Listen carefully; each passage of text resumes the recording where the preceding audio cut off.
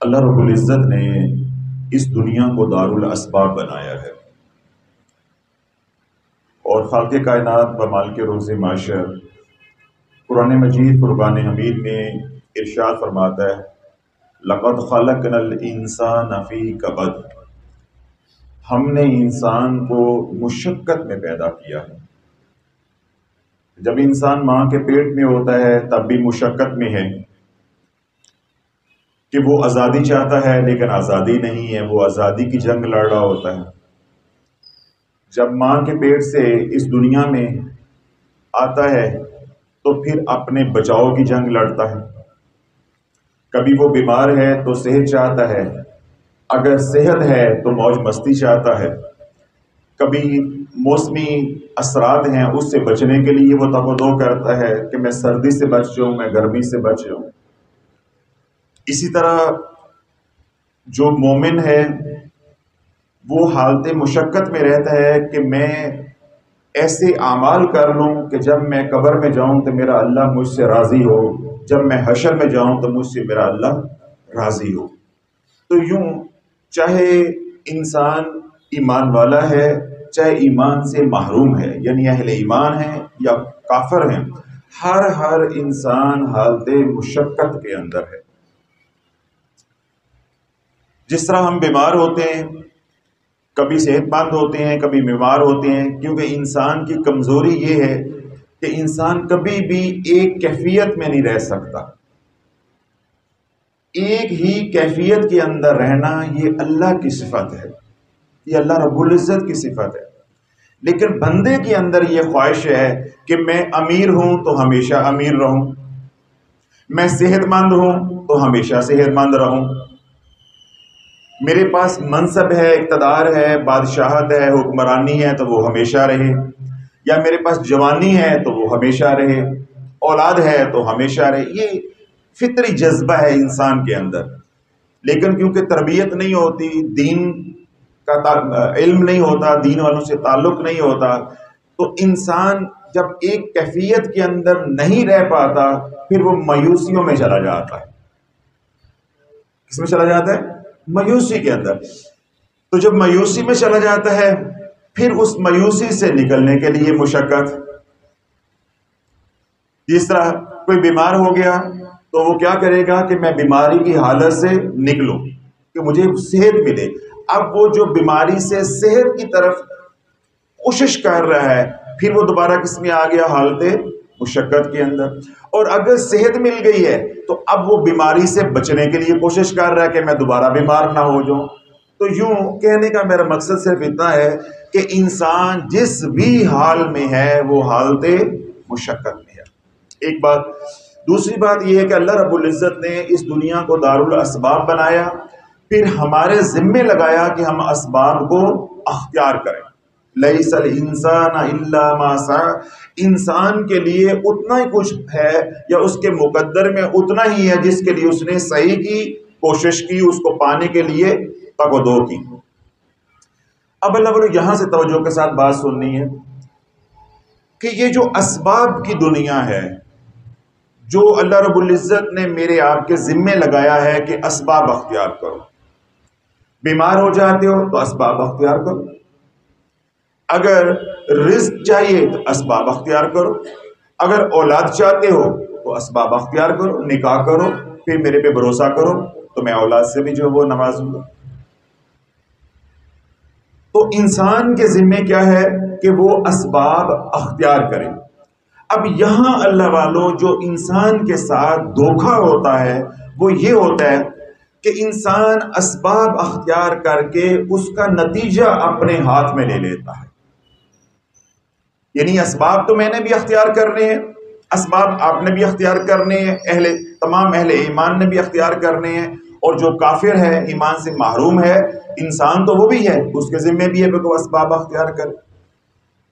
تو اللہ تعالیٰ جو دھوکہ ہوتا ہے یا انسان مایوسیوں کے گھڑے میں چلا جاتا ہے یا مصیبتوں میں پھنس جاتا ہے یا اس کے پر جو حالات ہوتے ہیں وہ بدلتے نہیں ہیں، وہ عرصہ دراز پھر انہی حالات کے اندر رہتا ہے، وہ ٹھوکر کہاں سے لگتی ہے کہ انسان نے اسباب اختیار کیے، وہ یہ بھول گیا کہ اسباب کو پیدا کرنے والا مسبب الاسباب ہے۔ تو میں محض اسباب اختیار کروں گا، میں اسباب کے اندر نہ کامیابی ڈال سکتا ہوں، نہ ناکامی ڈال سکتا ہوں، نہ عزت ڈال سکتا ہوں، نہ ذلت ڈال سکتا ہوں، نہ بیماری ڈال سکتا ہوں، اور نہ ہی شفا ڈال سکتا ہوں۔ یعنی میں اسباب کے اندر کامیابی یا ناکامی نہیں ڈال سکتا، اسباب میں صرف اختیار کر سکتا ہوں کہ اللہ نے مجھے طاقت دی ہے، صحت دی ہے، علم دیا ہے، شعور دیا ہے۔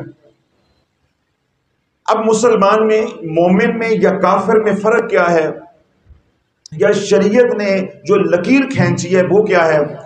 اللہ رب العزت فرماتا ہے لَهُ مُلْكُ السَّمَاوَاتِ وَالْأَرْضِ وَإِلَى اللَّهِ تُرْجَعُ الْأُمُورُ۔ زمین و آسمان کا مالک اللہ ہے، زمین و آسمان کا مالک اللہ ہے۔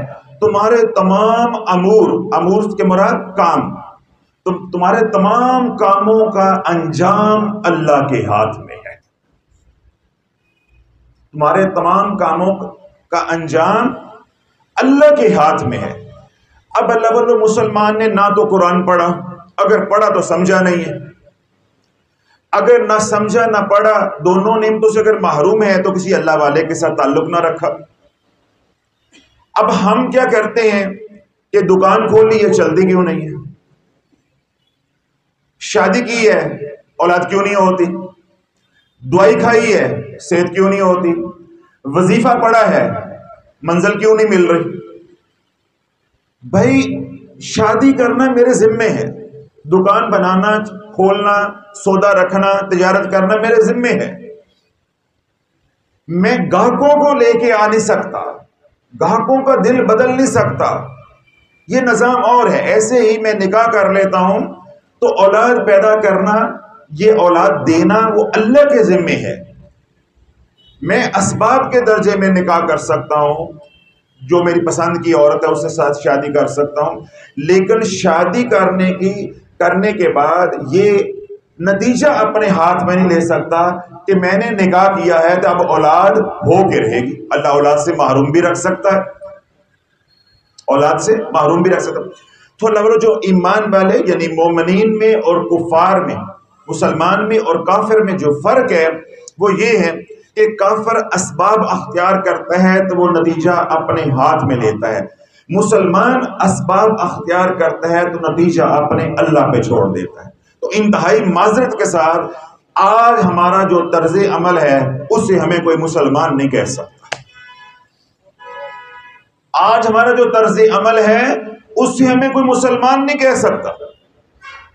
قرآن یہ کہہ رہا ہے، اللہ رب العزت یہ فرما رہا ہے لَهُ مُلْكُ السَّمَاوَاتِ وَالْأَرْضِ وَإِلَى اللَّهِ تُرْجَعُ الْأُمُورُ۔ زمین و آسمان کا مالک اللہ ہے، تمہارے تمام کاموں کا انجام اللہ کے ہاتھ میں ہے۔ اللہ بیڑا پار لگا دے یا بیچ دریا کے ڈبو دے، یہ فیصلے کس نے کرنے ہیں؟ اللہ نے۔ اور آج ہم خدا بن کے اپنی اولاد کو پالتے ہیں، خدا بن کے کاروبار کرتے ہیں، خدا بن کے ڈاکٹر بنتے ہیں، خدا بن کے مریض بنتے ہیں، یعنی ہمارے اندر خدائی لہجہ ہے کہ میں نے کاروبار کیا ہے چلتا کیوں نہیں ہے، میں نے علاج کیا تو صحت ہوتی کیوں نہیں ہے، میں نے وظیفہ پڑھا ہے تو منزل ملتی کیوں نہیں ہے۔ اللہ والو یہ صفت اللہ کی ہے، فعال لما یرید، اللہ جس بات کا ارادہ کرتا ہے وہ کر گزرتا ہے، اسے کوئی پوچھنے والا نہیں ہے۔ تجھے تو اللہ پوچھنے والا ہے، تو تو عاجز ہے، بےکس، محتاج ہے، پل پل کا محتاج ہے، پائی پائی کا محتاج ہے، بندے بندے کا محتاج ہے۔ تو اسباب کے اندر کامیابی یا ناکامی کیسے ڈال سکتا ہے؟ تو اس لیے اللہ والو یہ جو اسباب ہم اختیار کرتے ہیں، اسباب کی مثال محض اس پیالے کی طرح ہے یا اس گلاس کی طرح ہے۔ اب یہ گلاس ہے یا یہ پیالہ ہے، اس کے اندر ہم پانی ڈال دیں، اس کے اندر ہم شراب ڈال دیں، اس کے اندر ہم کوک ڈال دیں، اس کے اندر ہم دودھ ڈال دیں، اس کے اندر ہم تیزاب ڈال دیں، جو چاہیں ہم اس کے اندر ڈال دیں۔ کیوں؟ اللہ نے ہمیں اختیار دیا ہے، اللہ نے ہمیں اختیار دیا ہے کہ ہم اس کے اندر کچھ بھی ڈال سکتے ہیں۔ تو میرا تیرا اختیار یہ ہے کہ اگر میرے پاس گلاس ہے، کپ ہے، پیالہ ہے، میں اس کے اندر کوک بھی ڈال سکتا ہوں، شراب بھی ڈال سکتا ہوں، پانی بھی ڈال سکتا ہوں، دودھ بھی ڈال سکتا ہوں، کوئی دوائی بھی ڈال سکتا ہوں، کچھ بھی ڈال سکتا ہوں. اگر یہ کاغذ اور پینسل ہے یہ بھی میں اس کے اندر ڈال سکتا ہوں. یہ میرے پاس کیا ہے؟ اختیار ہے. اگر میرے اختیار کا یہ عالم ہے تو رب کے اختیارات کا کیا عالم ہوگا؟ الذی لہ ملک السماوات والارض واللہ علی کل شیء شہید. اللہ ہر چیز کو جو ہے وہ دیکھ رہا ہے. اس کا علم جو ہے ہر چیز کا احاطہ کیے ہوا ہے. تو اس کے علم کا جو فرماتا ہے کہ انہ علیم بذات الصدور، جو تمہارے دلوں میں بھی چل رہے ہیں میں ان بیدوں سے بھی آگاہ ہوں، واقف ہوں. تو اس کے علم کا کیا مقام ہوگا؟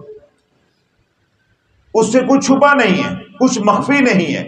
تو وہ ہمارے جذبوں کو، ہماری نیتوں کو دیکھتے ہوئے، یا ہماری کامیابی اور ناکامی یا ہمارا فائدہ دیکھتے ہوئے اللہ اسباب کے اندر کچھ بھی ڈال دے. اب اسباب کامیابی کے ہیں، اللہ ناکام کر دے. اسباب ناکامی کے ہیں، سارا زمانہ کہہ رہا ہے اس نے ناکام ہو جانا ہے، اس نے ناکام ہو جانا ہے، اللہ کامیاب کر کے دکھا دے. تو اللہ بولو یہ ایمان کی نعمت محنت ہے جو اللہ کے محبوب علیہ الصلوۃ والسلام نے کم و بیش 13 سال اپنے صحابہ کے اوپر کی. اب یہاں میں ایک بات کہنا چاہتا ہوں، بڑے توجہ کے ساتھ سننی ہے. میں نے ابھی کیا فکرہ بولا ہے کہ یہ ایمان کی محنت ہے جو اللہ کے نبی علیہ الصلوۃ والسلام نے اپنے صحابہ کے اوپر کم و بیش 13 سال کی. مکی دور کے اندر نماز تھی، وہ بھی برائے نام.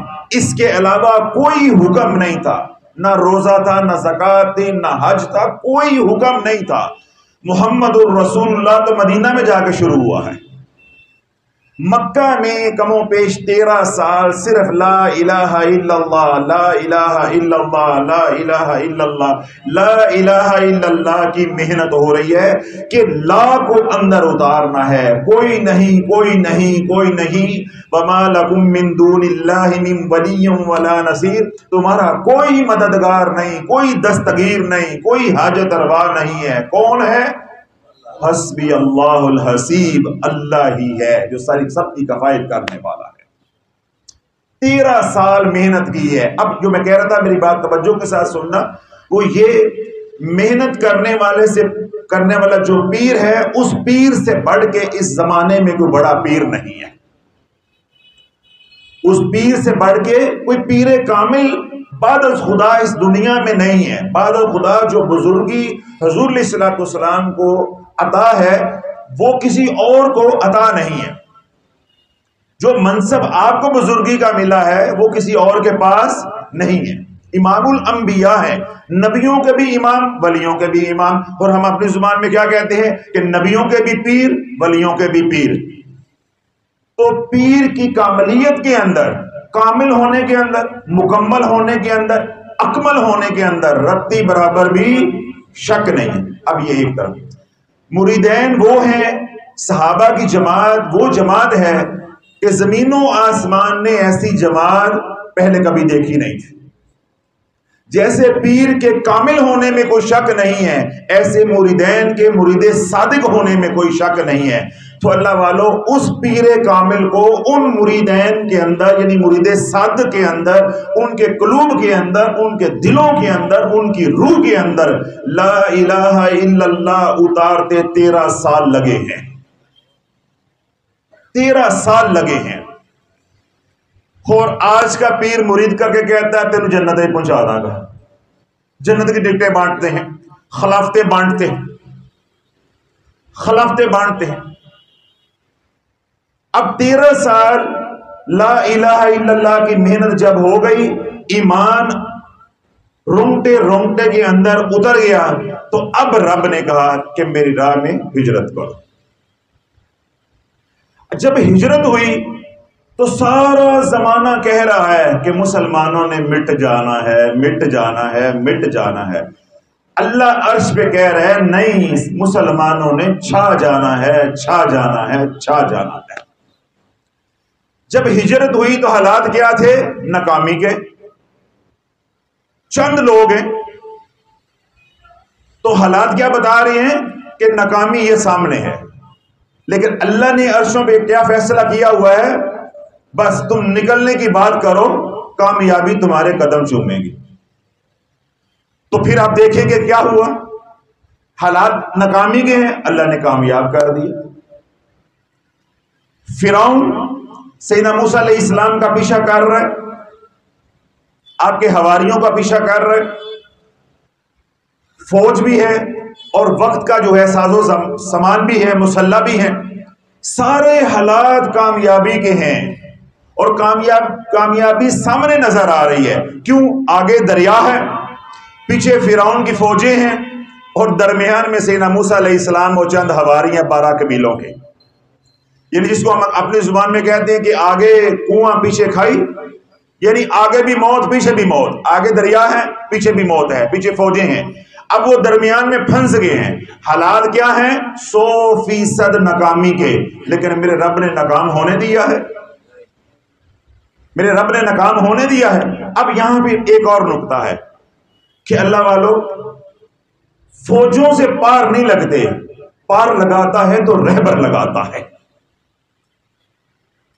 جو فوجیں تھی ان کے پاس جو رہبر تھا وہ رب کی بارگاہ میں مقبول نہیں تھا، طاقت کی کمی نہیں تھی، افرادی قوت کی کمی نہیں تھی، کیل کوکے کی کمی نہیں تھی، ایمان کی کمی تھی، ایمان کی کمی تھی، اللہ کی مدد نہیں تھی۔ ادھر جو ہے وہ ساز و سامان نہیں ہے، تربیت نہیں ہے، یعنی فوجی تربیت نہیں ہے، اس درجے کے لڑاکے یا مجاہدین نہیں ہے، لشکری نہیں ہے، لیکن رہبر کامل ہے۔ تو اللہ نے 12 قبیلوں کو 12 رستے بنا کے دریا سے نکال کے دکھا دیا، پار لگا کے دکھا دیا۔ اب حالات کیا ہیں؟ ناکامی کے، اللہ نے کامیاب کر دیا۔ فرعون کے لیے حالات کیا تھے؟ 100% کامیابی کے، وہ تو جشن منا رہے تھے، وہ تو جشن منا رہے تھے کہ آگے جو ہے وہ دریا ہے، پیچھے ہم نے گھیرا ڈال لیا ہے، اب ان کی تکا بوٹی ہم کریں گے۔ لیکن اللہ اس پہ کیا کہہ رہا تھا کہ جنہوں میں نہ مارا، جنہوں مولا نہ مارے، انہوں کون مارے؟ تو اللہ والو جب رب اسباب کے اندر کامیابی ڈالنے کا ارادہ کر لیتے ہیں تو سارا زمانہ مل کے بھی اس کو ناکام نہیں کر سکتا، اگر اللہ ذلیل کرنے پہ آ جائے تو سارا زمانہ مل کے بھی اس کو عزت نہیں دے سکتا۔ وَتُعِزُّ مَن تَشَاءُ وَتُذِلُّ مَن تَشَاءُ بِيَدِكَ الْخَيْرُ، عزت اور ذلت کا فیصلہ اللہ نے کرنا ہے، اسباب کے اندر نہیں ہے۔ عزت اور ذلت کا فیصلہ کیا ہے؟ کس نے کرنا ہے؟ اللہ نے، اسباب کے اندر نہیں ہے۔ میں آپ کو ایک آسان سی مثال بھی دیتا ہوں اور ایک اپنی ذاتی بات سناتا ہوں، اس سے انشاءاللہ یہ نقطہ سمجھ آ جائے گا، پھر میں اصل موضوع کی طرف 2-4 باتیں آپ سے کروں۔ اب حضرات نے ماضی قریب میں نوجوان بیٹھے ہیں، آج تو سوشل میڈیا کا دور ہے، بوڑھوں کو بھی اتنی معلومات ہوتی، جو بڑی عمر کے لوگوں نے بھی علم ہوگا۔ ماضی قریب میں ایک ناچ گانے والی عورت قندیل بلوچ کے نام سے، آپ لوگوں نے نام سنا ہوگا، ایک سیاستدان کے گھر میں بھی وہ رہتی تھی، ہمارے ایک ملتان کے بہت بڑے عالم ہیں، اس کے ساتھ ان کے کچھ تعلقات بھی تھے۔ اب وہ شہرت کے لیے، عزت کے لیے کیا کر رہی تھی؟ آپ سب کو علم ہے، بے ہی وہ جو عالم ہیں، جو مفتی صاحب ہیں، وہ بھی شہرت کے لیے ان کے ساتھ سیلفیاں بنوا رہے ہیں اور سوشل میڈیا پہ شور مچا ہوا ہے اور دین کی اور دینداروں کی بدنامی اور رسوائی ہو رہی ہے۔ علم ہے نا، یہ ماضی قریب کی بات ہے۔ میں یعنی جب یہ سانحہ ہوا تو میں گیا ہوا تھا اپنے شہر رحمت اللہ علیہ کے پاس، وہاں میں نے حاضری دی، واپس آ رہے تھے تو راستے میں مجھے ڈرائیور نے بتایا کہ وہ قندیل بلوچ قتل ہو گئی ہے، اس کو واٹس ایپ آیا یا کوئی ٹویٹر پہ میسج آیا، اس نے مجھے بتایا۔ اب میں اس کو مختصر کر کے آپ کو صرف جو نقطہ آپ کے سامنے رکھنا چاہ رہا ہوں وہ یہ، ان دونوں نے، مولوی نے اور اس ماڈل نے، جو کچھ بھی کیا کس کے لیے کیا؟ عزت کے لیے، شہرت کے لیے۔ انجام کیا ہوا؟ وَإِلَى اللَّهِ تُرْجَعُ الْأُمُورُ، تمہارے تمام کاموں کا انجام اللہ کے ہاتھ میں۔ اللہ والوں، میں کوٹ اردو کے پاس تھا، اس بچی کا یا اس ماڈل کا نماز جنازہ پڑھانے کے لیے کوئی تیار نہیں تھا۔ جس کو لاکھوں کروڑوں لوگ یوٹیوب پہ، سوشل میڈیا پہ، ٹویٹر پہ، جو آج کل سوشل ایپس ہیں، اس پہ ہم اس کو لائک کر رہے ہیں، پروموٹ کر رہے ہیں، اور میڈیا بے حیائی پھیلا رہا ہے ان دونوں کرداروں کو اچھال اچھال کے، اور ہماری نوجوان نسل کو برباد کر رہا ہے۔ اب ان کو کیا ہے، ہم عزت پا رہے ہیں، ہم عزت پا رہے ہیں، ہم شہرت پا رہے ہیں، دڑا دڑ ان کو پیسہ کو کما رہے ہیں سوشل میڈیا ایپس کے ذریعے، لیکن میرے رب کا نظام کیا چل رہا ہے کہ اس میں کامیابی نہیں ہے، اس کے اندر میں نے ذلت کو چھپایا ہوا ہے۔ بظاہر تمہیں لگ رہا ہے کہ ہم پاپولر ہو رہے ہیں، ہم مقبول ہو رہے ہیں، ہمیں عزت مل رہی ہے، ہمیں شہرت مل رہی ہے۔ اللہ والو، مولوی نہیں تھا جنازہ پڑھانے کے لیے، جہاں جاتے تھے لوگ کہتے تھے نہیں بھائی ہم نے نہیں پڑھانا، لے جاؤ اس کو، یہ طوائف ہے، ہم نہیں پڑھاتے اس کی نماز جنازہ۔ پھر جس چارپائی کے اوپر اس بچی کو ڈالا، اس ماڈل کو، اس قندیل بلوچ کو ڈالا، خدا کی عزت کی قسم کھا کے کہہ رہا ہوں، اس چارپائی کے اوپر چادر نہیں تھی، ننگی بان کی بنی ہوئی چارپائی تھی، اور 10 بندے تھے دیہات کے اندر جو اس کو قبر میں اتارنے کے لیے جا رہے تھے۔ 10 نہیں تو 12 ہوں گے، 12 نہیں تو 15 ہوں گے، اس سے زیادہ لوگ نہیں تھے۔ چارپائی کے اوپر ڈالنے کے لیے چادر بھی میسر نہیں تھی۔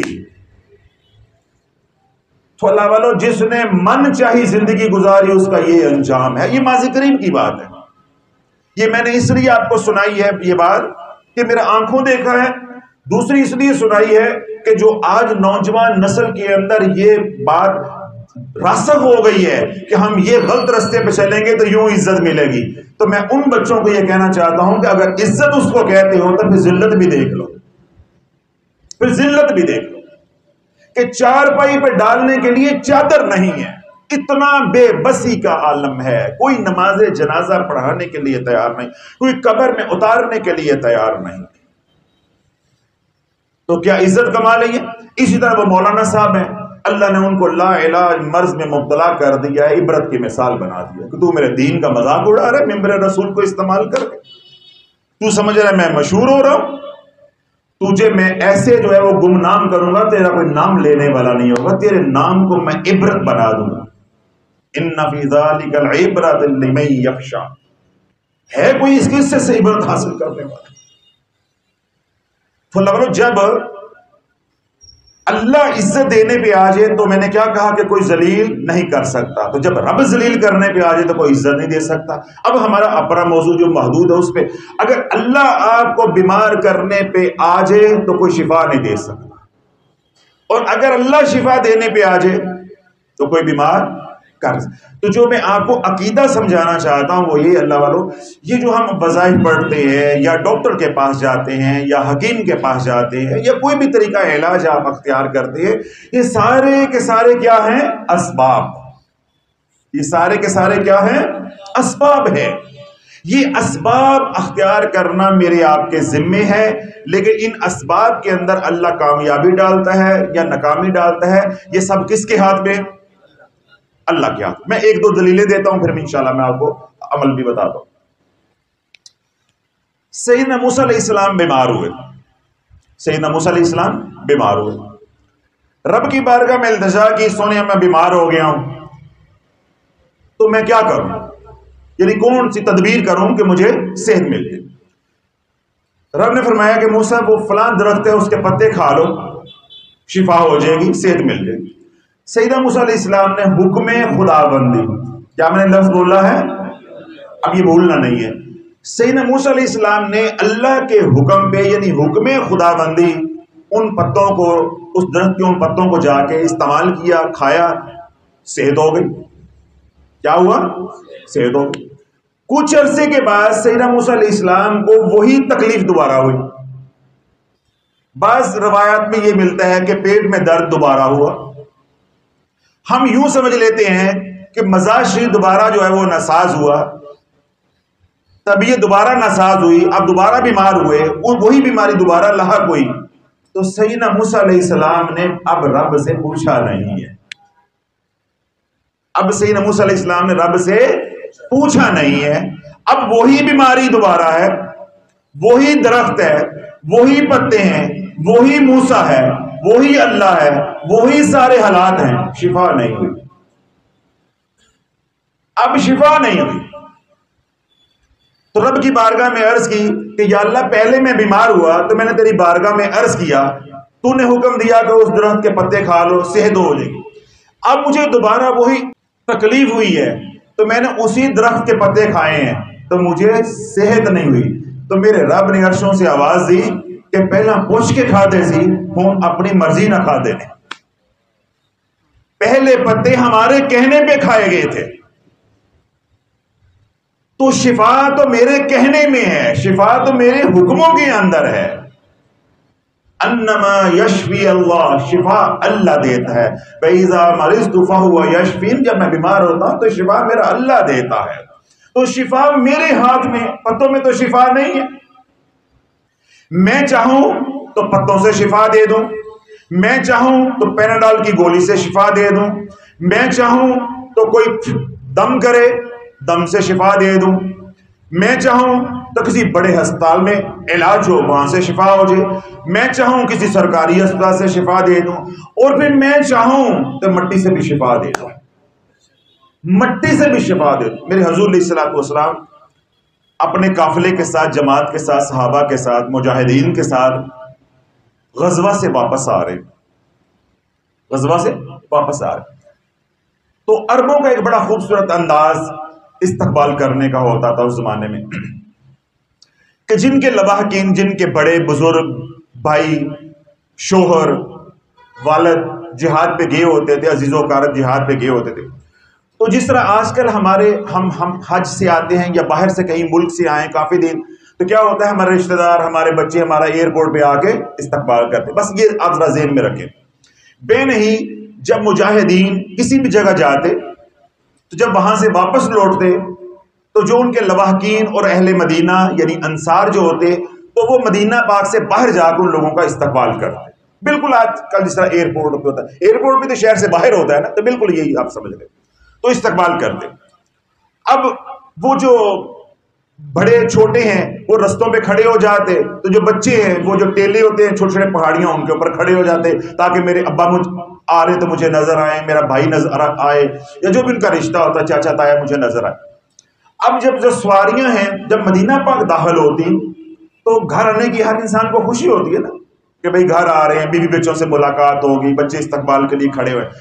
تو آپ نے دیکھا ہوگا ہم بھی جب گاڑی ڈرائیو کر کے ملتان آ رہے ہوتے ہیں یا آپ اپنے گھر جا رہے ہوتے ہیں, تو جب انسان گھر کے قریب پہنچتا ہے تو تھوڑی سی سپیڈ تیز ہو جاتی ہے, رفتار تھوڑی سی بڑھ جاتی ہے. تو جب رفتار بڑھتی ہے تو اس سے دھول بھی اڑتی ہے, دھول بھی اڑتی نا, آج کل صرف گاڑی ہے تو تیز چلے گی تو دھول اڑے گی. بے نہیں, جب سواریاں یعنی مجاہدین اب مدینہ پاک میں داخل ہو رہے ہیں تو جو سواریاں ہیں, گھوڑے ہیں, خچر ہیں, اونٹ ہیں, ان کے پاؤں سے دھول اٹھ رہی ہے. جب دھول اٹھی تو مولا علی نے اپنی چادر چہرے پہ ڈال لی. اب یہاں سے بات جو میں اتنی لمبی بات کر کے یہاں لے کر آیا ہوں وہ میں سمجھانا چاہتا ہوں. مولا علی نے کیا کیا, اپنے چہرے پہ نقاب ڈال لیا. جو ہی کملی والے نے دیکھا, حضور علیہ الصلوۃ والسلام نے دیکھا کہ میرے ویر نے, میرے علی نے چہرے پہ نقاب ڈال لیا ہے, تو فوراً حضور علیہ الصلوۃ والسلام نے ارشاد فرمایا کہ علی نقاب ڈالنے کا وقت نہیں ہے بلکہ چہرہ بے نقاب کرنے کا وقت ہے. اللہ نے مدینہ کی دھول کے اندر, مٹی کے اندر, ہوا کے اندر بھی شفا رکھی ہے. ہوا کے اندر, دھول کے اندر بھی شفا رکھی ہے. صرف پتوں کے اندر شفا نہیں ہے, اینٹی بایوٹکس کے اندر شفا نہیں ہے, ایلوپیتھی کے اندر شفا نہیں ہے, حکیم کے پاس شفا نہیں ہے. اللہ جس سبب کے اندر چاہے اللہ شفا رکھ دے. میں کئی بار ایسا ہوا ہے, کتنی بیماریاں ایسی ہیں جن کا علاج ڈاکٹروں نے جواب دے دیا, حکیموں نے جواب دے دیا, پیروں نے جواب دے دیا. جب وہ دکھی لوگ دور دراز علاقوں سے ہمارے پاس آئے اور جب میں نے ان کا عقیدہ دیکھا, چلے میں بات کھول دیتا ہوں تھوڑی سی. میرے پاس ایک بورے والا سے ایک فیملی آئی, وہ اپنا علاج ایک ایسے ڈاکٹر صاحب سے کروا رہے تھے جو کسی کو نہیں مانتے, صرف حوالے کو مانتے ہیں, جبکہ ان کا 150 سال پہلے اپنا کوئی حوالہ نہیں ہے. ان ڈاکٹر صاحب سے وہ علاج کروا رہے تھے. جب ان کو پتا چلا کہ یہ پیروں کو ماننے والے ہیں تو آپ کو پتا پھر ان کے تو مڑوڑ اڑتے ہیں نا، گیس چڑھتی ہے ان کو، ان کی طبیعت خراب ہو گئی ہے۔ جب انہوں نے مجھے آ کے یہ باتیں کی نا، میں نے کہا پتر اللہ شفا دے گا، اور دے گا بھی مٹی کے ذریعے۔ اب یہ ہمارا آڈا لگ گیا ہے کہ ہم نے اللہ سے شفا بھی لینی ہے انشاءاللہ، اور لینی بھی مٹی کے ذریعے، تاکہ ہم اس کی حوالے والے کی ناک رگڑ کے زمانے کو دکھائیں۔ اگر میں تعویذ کے ذریعے یا کسی اور سبب کے ذریعے کوئی اور میں کہوں کہ یہ کھاؤ تو یہ کرو، تو وہ کہے گا کہ نہیں اس سے شفا ہو گئی۔ تو میں اس کے عقیدے کے اوپر، اس کے اعتقاد کو توڑنا چاہتا ہوں کہ شفا حوالوں کے اندر نہیں ہے، یا شفا دوائیوں کے اندر نہیں ہے، یا شفا جو تیرے اندر بت بیٹھا ہوا ہے تکبر کا اس کے اندر نہیں ہے۔ شفا تو میرے اللہ کے ہاتھ میں ہے۔ وہ اسباب کا جو مسبب الاسباب ہے، وہ اسباب کا محتاج نہیں، میں محتاج۔ وہ آئے مجھے جب انہوں نے باتیں کی، میں نے کہا چلو ٹھیک۔ میں نے کہا آپ ایسے کریں، جس کھیت میں تازہ تازہ ہل چلا ہونا، اس کا ایک مٹی کا ڈھلا لے کر آؤ۔ کیا کرو؟ مٹی کا ڈھلا لے کر آؤ۔ وہ میں نے کہا پوچھ کے لے کے آنا، اجازت سے بغیر اجازت کے نہیں اٹھانا۔ وہ شاپر میں اتنی سی مٹی لے کر آئے، جو اللہ نے میرے دل میں ڈالا میں نے وہ بڑا دم کر کے دے دیا۔ میں نے کہا اس کو لیوی بنا کے نا اپنے بدن پہ 7 دن جو ہے وہ لیوی لگاؤ پورے بدن کے اوپر، بعد میں نہا لیا کرو، اللہ شفا دے دے۔ میرے رب نے شفا دے دی، میرے اللہ نے شفا دے دی۔ تو ہوں تو رفڑ پیڑے ہی پینے سا، کوئی ہم لوارث تو نہیں ہے نا، کوئی ہم لوارث تو نہیں ہے، ہمارا تو ایک سلسلہ ہے جو حضور علیہ الصلوۃ والسلام کی بارگاہ میں جاتا ہے۔ ٹھیک ہے، تو میں نے کیا کہا کہ ان کا 150 سال پہلے اپنا حوالہ نہیں، اپنا حوالہ نہیں۔ میرے شیخ رحمۃ اللہ علیہ کے پاس اب بات شروع ہو گئی، تو میرے شیخ رحمۃ اللہ علیہ کے پاس ایک صاحب آئے، اسی مخلوق کے، یہ جو ہوائی مخلوق ہے، اسی مخلوق کا ایک فرد آیا، تو اس نے کہا جی آپ یا رسول اللہ کہتے ہیں، انگوٹھے چومتے ہیں، یہ کرتے ہیں، یہ بدعت ہے، یہ شرک ہے، فلاں اس طرح وہ بولتے ہیں۔ تو میرے شیخ رحمۃ اللہ نے بڑا سادہ سا جٹاکا سا جواب دیا۔ بٹو صاحب جاگ رہے؟ بڑا سادہ سا جٹاکا سا جواب دیا میرے شیخ رحمۃ اللہ نے۔ آپ نے فرمایا کہ خواجہ معین الدین چشتی اجمیری رحمۃ اللہ علیہ، اس کو جانتے ہو؟ اس کو جانتے ہو؟ انہوں نے کہا جانتے۔ آپ نے فرمایا اگر تم نہیں جانتے تو میں تعارف کروا دیتا ہوں، اور تعارف بھی میں کرواؤں گا جو ایمان سے محروم ہے، جو انہوں نے لکھا ہے، تاکہ تو یہ نہ کہے کہ ان کے اپنوں نے لکھا ہوا جذباتی پن ہے۔ جب لارڈ ماؤنٹ بیٹن یہاں سے وائسرے واپس گیا، تو جب وہ اپنی کابینہ کے سامنے پیش ہوا تو ساری جب کارگزاری سنا لی، تو آخر پہ اس نے ایک فقرہ بولا کہ ہندوستان میں اگر حکومت ہے تو ایک بندے کی ہے۔ ہم نے 150 سال حکومت کی ہے، لیکن ہم نے حکومت کس پہ کی ہے؟ جسموں کے اوپر۔ اگر وہاں پہ کوئی دلوں میں حکومت کر رہا ہے تو وہ ایک بندہ ہے۔ یہ کس کے الفاظ ہیں؟ کافر کے، کافر کے الفاظ۔ ایک بندہ ہے جو دلوں پہ حکومت کر رہا ہے۔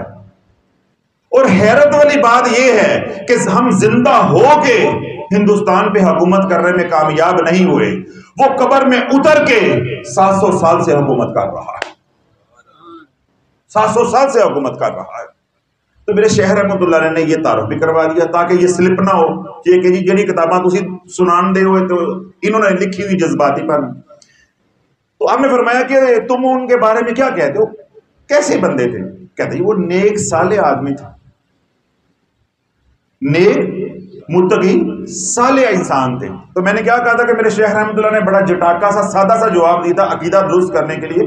آپ نے فرمایا گورا بھی کہہ رہا ہے کہ ان کی حکومت ہے، اس کا مطلب ان کے پاس کچھ تھا۔ اب تو بھی کہہ رہا ہے کہ وہ نیک صالح متقی انسان تھے، تو پھر سن وہ یا رسول اللہ کہتے تھے، سن کے وہ پھر یا رسول اللہ کہتے تھے۔ سمجھ آ گئی بات؟ تو اللہ کے ہاتھ میں ہے کہ اللہ شفا مٹی میں رکھ دے، اور اللہ شفا دودھ میں رکھ دے، اور اللہ شفا جو ہے جو آج کل کی ادویات ہے ان کے اندر رکھ دے۔ اب اللہ نے ان کو شفا دے دی، تو میں نے پھر کیا آپ کو کہا کہ وہاں پھر کیا ہو گیا؟ حال مچ گئی۔ وہ ان ڈاکٹر صاحب کے پاس گئے، کیونکہ میں آپ حضرات سنتے رہتے ہیں، میں بارہا بات کرتا ہوں تو میں یہ کہتا ہوں کہ بھائی جو روحانی علاج ہے وہ اپنی جگہ پہ ہے، جو آپ اپنا میڈیکل علاج کروا رہے ہیں ہمارا اس کے ساتھ کوئی تعلق نہیں ہوتا، اس کو سنت کے درجے میں اس کو بھی جاری رکھیں۔ تو نہیں میں نے انہیں بھی یہ کہا تھا کہ آپ اپنا علاج جہاں سے بھی کرواتے ہیں اس کو جاری رکھیں۔ تو ان کی 2 مہینے کی یا 1 مہینے کی جو دوائی تھی ہومیوپیتھی کی یا جو بھی جس سے بھی وہ کروا رہے تھے، جس کے وہ لائن کے وہ ڈاکٹر تھے، وہ ختم ہو گئی، اور دوبارہ گئے تو مریض ہٹا کٹا تھا، مریض بالکل فٹ تھا۔ اب ان ڈاکٹر صاحب نے پوچھا جی یہ کیسے ہو گیا؟ آپ نے تو ڈاکٹر صاحب نے تو جواب دے دیا تھا کہ یہ لا علاج ہے، اس کا کوئی علاج نہیں۔ کینسر والوں نے جواب دے دیا، لاہور والوں نے جواب دے دیا، تمام ڈاکٹروں نے جواب دے دیا۔ تو آخری باری جب ساڑی آنی ہوندی ہے جدو نہ ایمان رہ جاتا ہے تو نہ پلے کرایا رہ جاتا ہے، ٹھیک ہے؟ تو وہ بس اللہ نے ہمارے نصیبوں میں، فقیروں کے نصیبوں میں یہ کچھ لکھا ہوگا۔ تو اب انہوں نے کہہ دیا یہ لا علاج ہے، اس کا علاج نہیں ہے۔ اب مریض بچ گیا۔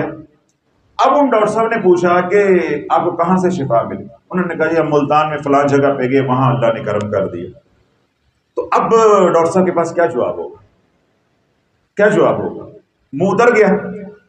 اگلا بم انہوں نے یہ پھوڑا کہ ڈاکٹر صاحب ہمیں شفا بھی مٹی سے ہوئی ہے۔ شفا بھی کس سے ہوئی ہے؟ مٹی سے ہوئی ہے۔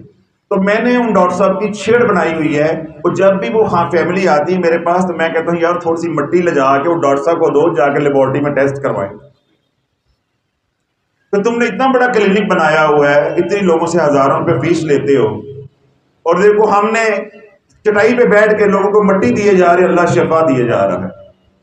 تو اب ہمارا کوئی دعویٰ تو نہیں ہے، مریض بھی زندہ ہے، جواب بھی تم نے دیا، اتنا پلندہ ان کے پاس رپورٹوں کا بھی ہے، 10 سال کا مسئلہ چل رہا ہے، کتنے ڈاکٹروں کے پاس گئے ہوں گے، سب کا سارا ریکارڈ بھی ہے، اور تو نے خود کہا کہ میرے پاس جواب نہیں، آئندہ دوائی لینے نہ آنا۔ تو پھر اللہ نے مٹی سے شفا دی ہے۔ پھر تنقید نہیں ہونی چاہیے، تحقیق ہونی چاہیے، اگر مسلمان ہو، اہل ایمان ہو اور عقل والے ہو، صاحب عقل ہو، پھر تنقید نہیں ہونی چاہیے کہ میں نہ مانوں، میں نہ مانوں۔ آپ تحقیق کرو کہ مٹی سے شفا ہوئی ہے تو کیسے ہوئی ہے، تاکہ ہم گورے کو بتا سکیں، دنیا کو بتا سکیں۔ تو ہم لوگ کہنے کا، عرض کرنے کا مقصد اور مطلوب صرف اتنا ہے کہ اللہ جس سبب کے اندر چاہے شفا ڈال دے۔ ایک بات میں نے سیدنا موسیٰ علیہ السلام کے حوالے سے کہی، قرآن مجید فرقان حمید میں آپ پڑھتے ہیں سورہ لقمان۔ سیدنا لقمان علیہ السلام اللہ کی بارگاہ میں ایسی برگزیدہ اور مقبول ہستی ہیں کہ جو آپ نے بعض و نصیحت کی، اپنے بیٹے کو نصیحتیں کی، اللہ رب العزت کو وہ اتنی پسند آئیں تو ان سب کو اکٹھا کر کے اللہ نے سورہ لقمان سے قرآن میں شامل کر دیا ہے۔ یہ میں نے تھوڑا سا آپ کو سیدنا لقمان علیہ السلام کا مقام بتایا ہے کہ جن کا ذکر اللہ نے قرآن میں اتنے پیارے انداز سے کیا ہے ان کا مقام کیا ہوگا۔ اور اپنے زمانے کے وہ بڑے قابل حکیم تھے، طبیب تھے، بیٹا بیمار ہو گیا۔ اب توجہ رکھیے گا، کیا ہو گیا ہے؟ بیٹا بیمار ہو گیا۔ اللہ والو ہم نے صرف آپ کو وظیفے نہیں بتانے، آپ کے اندر سے شرک کا بت بھی نکالنا ہے، آپ کا عقیدہ بھی سیدھا کرنا ہے کہ آپ اہل سنت بھی رہو اور عقیدہ بھی درست رکھو، تاکہ آپ نہ ادھر ڈاماڈول ہو نہ ادھر ہو۔ کیونکہ جو اہل سنت کا مسئلہ ہوتا ہے کیا ہے کہ یہ پھر بت پرستی کی طرف چل پڑتے ہیں، پیر پرستی کی طرف، اور اگر خدا نہ خواستہ ادھر سے متنفر ہو گئے تو پھر حوالوں والوں کی طرف چل پڑتے ہیں۔ تو ہم اہل سنت کس پہ دنیا میں اس وقت چل رہے ہیں؟ پل صراط کے اوپر، ایک تلوار ہے اس کے اوپر، نہ ادھر ہونا ہے نہ ادھر ہونا ہے۔ ہم نے اللہ والوں کو ماننا ہے، کیوں؟ ان کو اللہ مانتا ہے، بس ہم اللہ والوں کا احترام کرتے ہیں، تعظیم کرتے ہیں، عزت کرتے ہیں، کیوں؟ اللہ ان کو مانتا ہے۔ تو جس کو اللہ مانے تو میں کون ہوتا ہوں کہ میں نہیں مانتا؟ تو اپنا عقیدہ بھی درست رکھنا ہے۔ سیدنا لقمان علیہ السلام کا اپنا بیٹا بیمار ہو گیا، اب علاج ہو رہا ہے، علاج ہو رہا ہے، اسباب اختیار کیے جا رہے ہیں، استعمال کیے جا رہے ہیں، علاج ہو رہا ہے، شفا نہیں ہو رہی۔ تو کوئی بھی انسان ہو، کسی بھی مقام کا ہو، آخر اس کے برداشت کی، صبر کی ایک حد ہوتی ہے، کسی بھی مقام کا ہو۔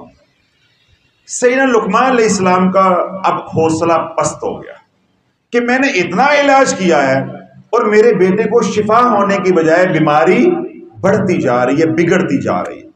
سیدنا لقمان علیہ السلام نے اپنی تمام کتابوں کو، وہ جو نسخے تھے طب کے، ان کو گدے پہ جو ہے وہ لادا، دریا میں دریا برد کرنے کے لیے چلے گئے کہ جن نسخوں سے یا جس علم سے میرے بیٹے کو شفا نہیں ہو رہی، ایسے نسخوں کا یا ایسے علم کا کیا فائدہ ہے، کیا فائدہ؟ تو میں اس کو دریا برد کر دیتا ہوں اور یہ کہانی ختم۔ جب وہ دریا برد کرنے لگے تو میرے رب نے آواز دی کہ لقمان، شفا ان نسخوں کے اندر نہیں ہے، شفا ان نسخوں کے اندر نہیں ہے، تیرے علاج کرنے میں رتی برابر بھی کسر نہیں ہے، مگر مجھے قسم ہے اپنی عزت و جلال کی کہ میں شفا کو حلق سے نیچے اترنے ہی نہیں دے رہا۔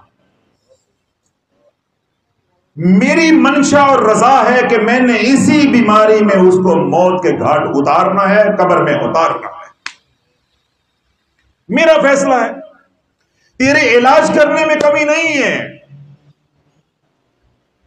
یا بیٹے کے علاج کروانے میں کمی نہیں ہے، یا اسباب کے اختیار کرنے میں کمی نہیں ہے۔ معاملہ کیا ہے کہ ہم ارادہ کر چکے ہیں، ہم اس کی تقدیر میں لکھ چکے ہیں کہ اس بندے نے اسی موت سے، اسی بیماری سے مرنا ہے۔ جس طرح اللہ رب العزت نے کسی کو لکھا ہوا ہے کہ اس نے حادثے میں مرنا، انہوں کون بچائے گا جا کے؟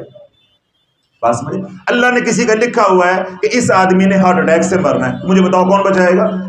اب اللہ نے لکھا تھا کہ بھئی اتنے لوگ کورونا سے مرنے ہیں، تو بچانے کی ہم اپنے پیاروں کی کوشش بھی کرتے رہیے، لیکن وہ مر کے رہے ہیں، تو فیصلے کس کے چلے ہیں؟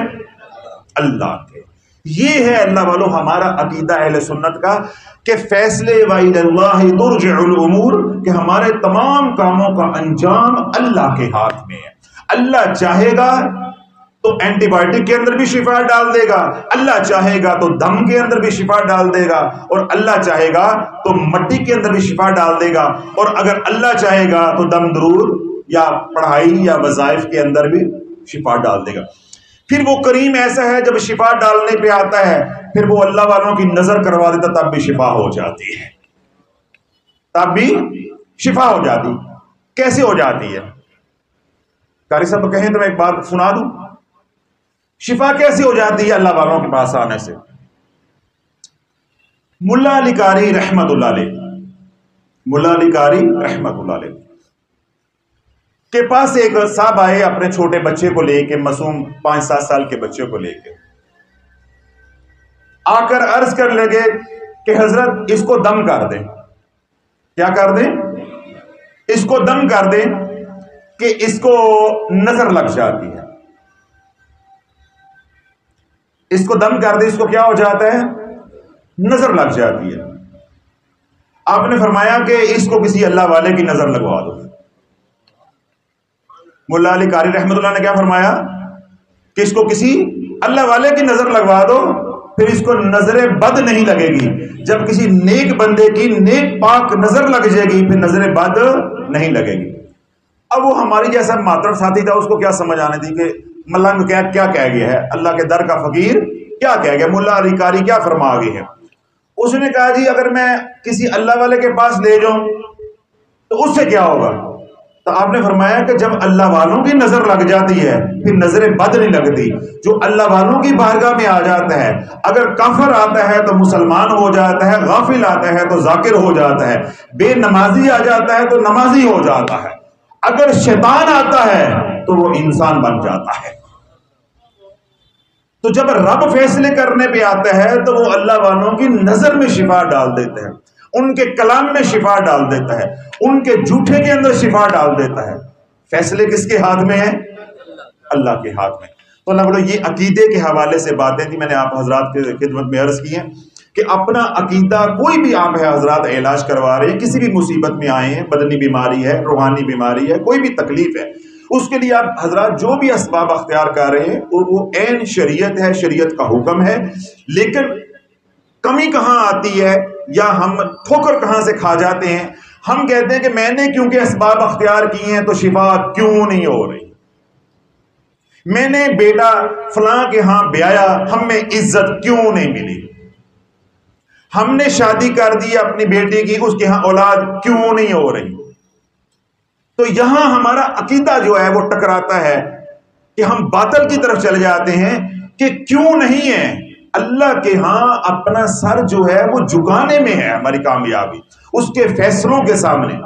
ہم جو کر سکتے تھے ہم نے کر دیا، اب کیا ہے؟ توکلت علی اللہ، خلاص جو ہم کر سکتے تھے ہم نے کر دیا، وہ بھی جو کیا وما توفیق الا باللہ، اللہ کی توفیق سے کیا، اور آگے تو ہم کچھ کر ہی نہیں سکتے۔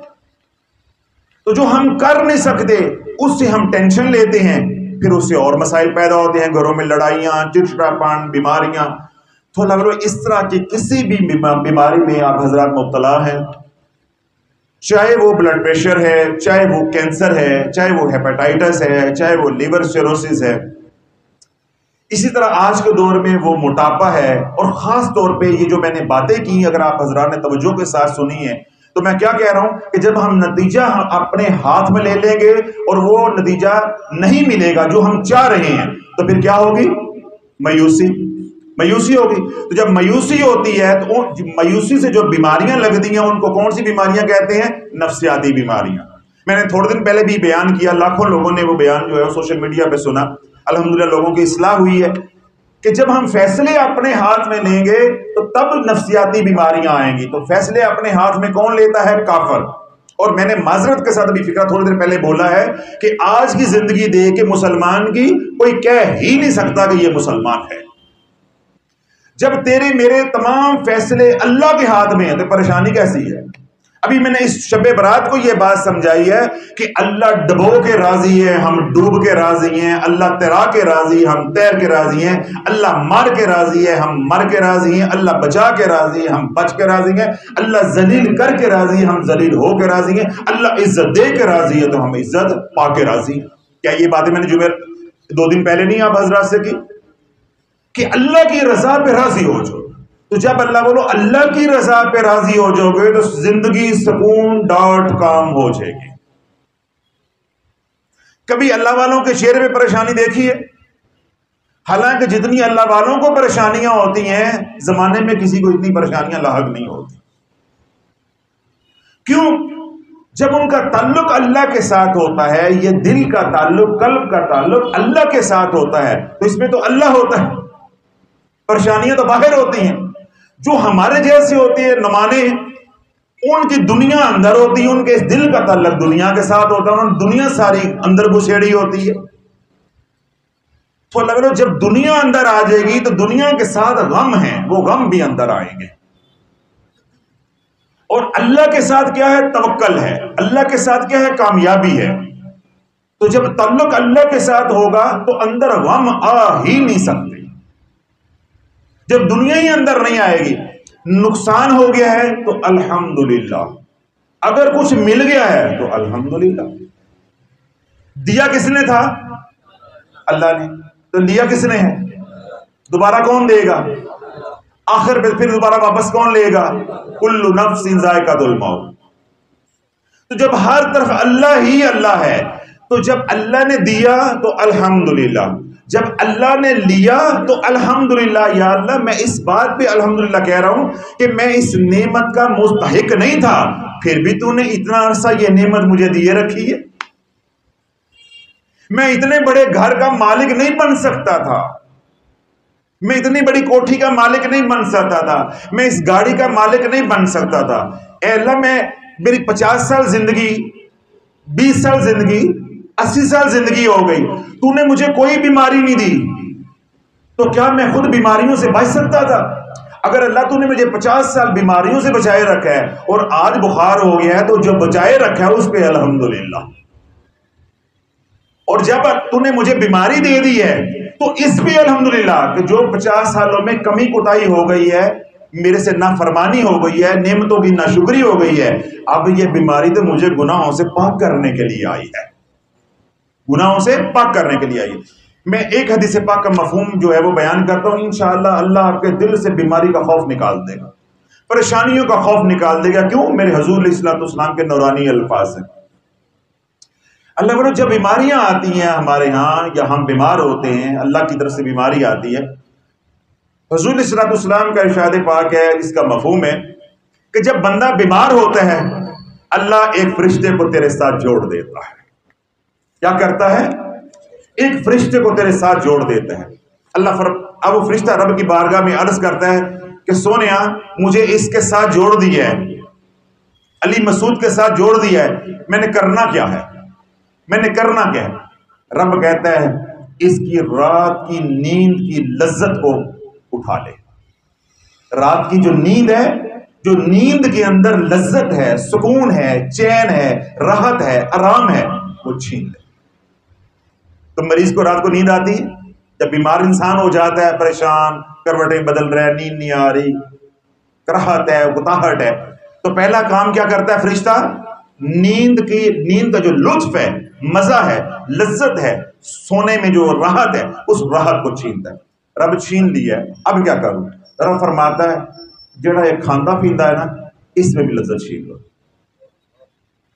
یعنی جو اس کا طعام ہے، اس کا کھانا ہے، کھانے کے اندر جو لذت ہے وہ بھی چھین لو. تو مریض کو کھانا اچھا لگتا ہے، اس کو دوائی کھا کھا کے کڑوی ذائقے کو محسوس نہیں ہوتا. جس طرح کورونا ہوا تھا تو کورونا میں کوئی ذائقہ محسوس ہوتا تھا. اب اللہ نے کون سی دو نعمتیں چھین لی ہیں یا واپس لے لی ہیں؟ پہلی، نیند میں کوئی مزہ نہیں رہ گیا کہ کروٹیں بدل بدل کے تکلیف ہے، کبھی ادھر درد ہو رہا ہے یا کہیں آپریشن ہوا ہے تو اس کا درد ہے، اگر بخار ہے تو ویسے ہی بندے کو نیند نہیں آتی. تو نیند بھی گئی، کھانے کی لذت بھی گئی.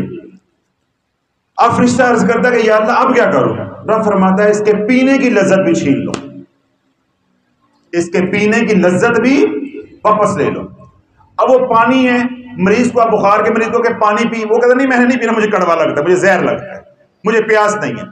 ہم ڈاکٹر مر جاتے ہیں بھائی پانی سے. اب موسم بدل گیا نا، اب ہر مریض کو ہم ایک تقیہ کلام ہمارا بن جاتا ہے خاص طور پہ کہ بھئی پانی زیادہ پینا ہے، پانی زیادہ پینا ہے، پانی زیادہ پینا ہے. پھر وہ آپ شکایت کریں گے جی میرے گردوں میں درد ہو رہا ہے، میرے معدے میں درد ہو رہا ہے، یا میرا بی پی شوٹ کر گیا. تو ہم بار بار کہتے ہیں، اسٹاف بھی کہتا ہے بھئی پانی زیادہ پینا ہے. تو مریض کیا کرتا ہے کہ پانی نہیں پینا، تو اسے پانی اچھا نہیں لگتا، اس کا ذائقہ نہیں ہوتا.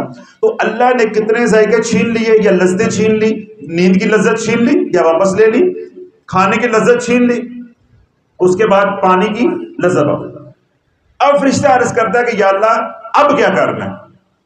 اب کیا کرنا ہے؟ رب فرماتا ہے کہ 3 لذتیں میں نے لے لی ہیں واپس، تو گناہ واپس کون لے گا؟ میرے علاوہ زمانے میں کون ہے جو اس کے گناہ لے گا؟ ان 3 نعمتوں کا تو کوئی اور بھی خریدار ہو سکتا تھا.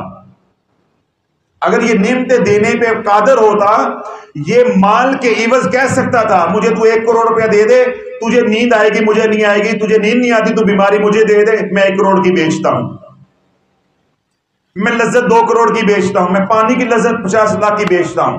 تو وہ تو کوئی اور بھی لے سکتا تھا. مجھے اے فرشتے بتا زمانے میں کون ہے جو اس کے گناہ لے گا؟ زمانے میں کون ہے جو اس کے گناہ لے گا؟ تو اے فرشتے اس کے گناہوں کو اٹھا لو. تو کتنی باتیں ہوئیں؟ 4. یعنی پہلی نیند کی نعمت، کھانے کے اندر جو لذت ہے اس کی نعمت، پینے کے اندر جو لذت ہے، راحت ہے، اطمینان ہے، اس کی نعمت، یہ 3 چھین لی. اس کے بعد گناہ بھی اٹھا لیے گئے.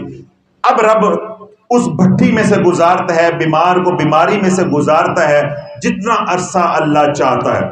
جب وہ گناہوں سے پاک ہو جاتا ہے، توجہ کے ساتھ سننا، جب وہ گناہوں سے پاک ہو جاتا ہے، پاک ہونے سے کیا مراد ہے؟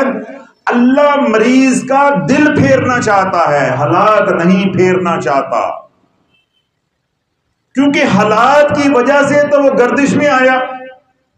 رب نے فرمایا یا ایھا الذین آمنوا لا تلہکم اموالکم ولا اولادکم عن ذکر اللہ ومن یفعل ذلک فاولئک هم الخاسرون. اے ایمان والو، رب کی یاد بھول نہ جانا، اللہ کے ذکر کو مال اور اولاد کی محبت میں بھول نہ جانا، غفلت نہ اختیار کر لینا.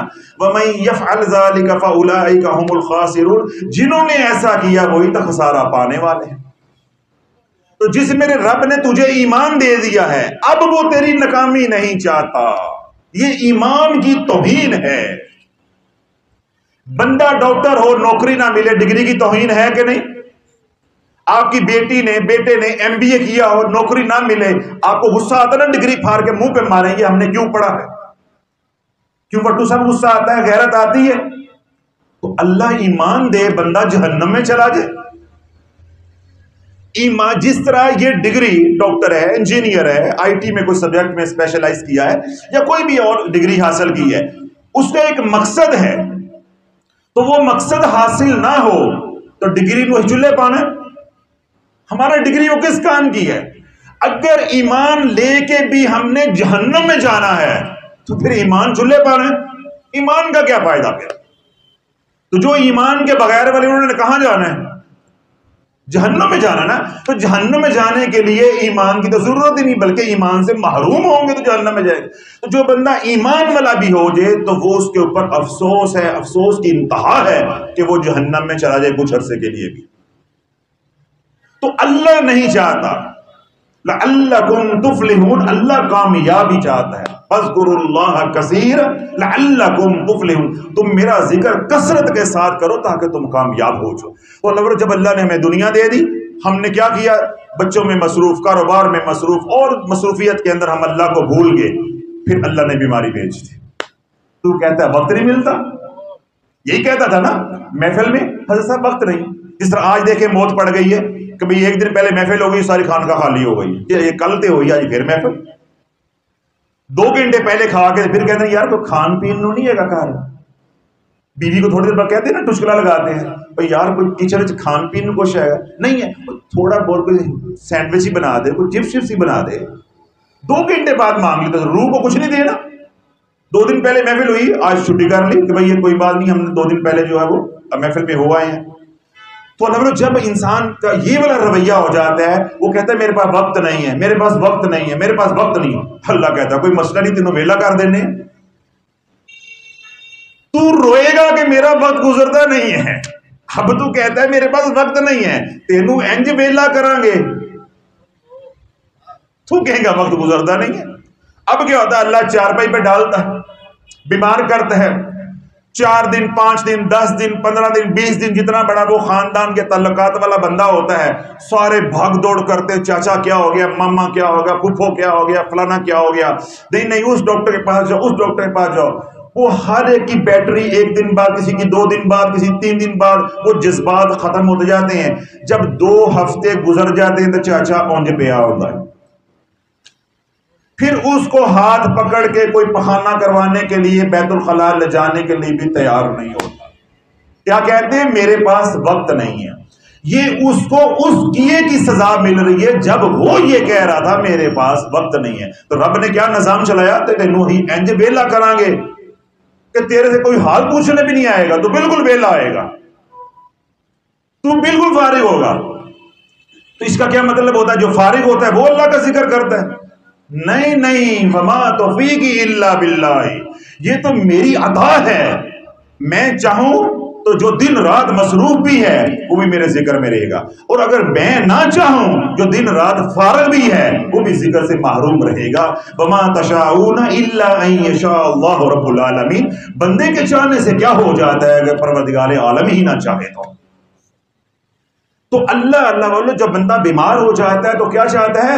اس کے حالات نہیں، اس کا دل بدلنا چاہتا ہے، کیونکہ دل میں دنیا کی محبت ہے. آج اللہ شفا دے دے گا وہ پھر اسی طرح چل پڑے گا. اگر وہ اسی طرح چلتا چلتا مر گیا تو انجام کیا ہوگا؟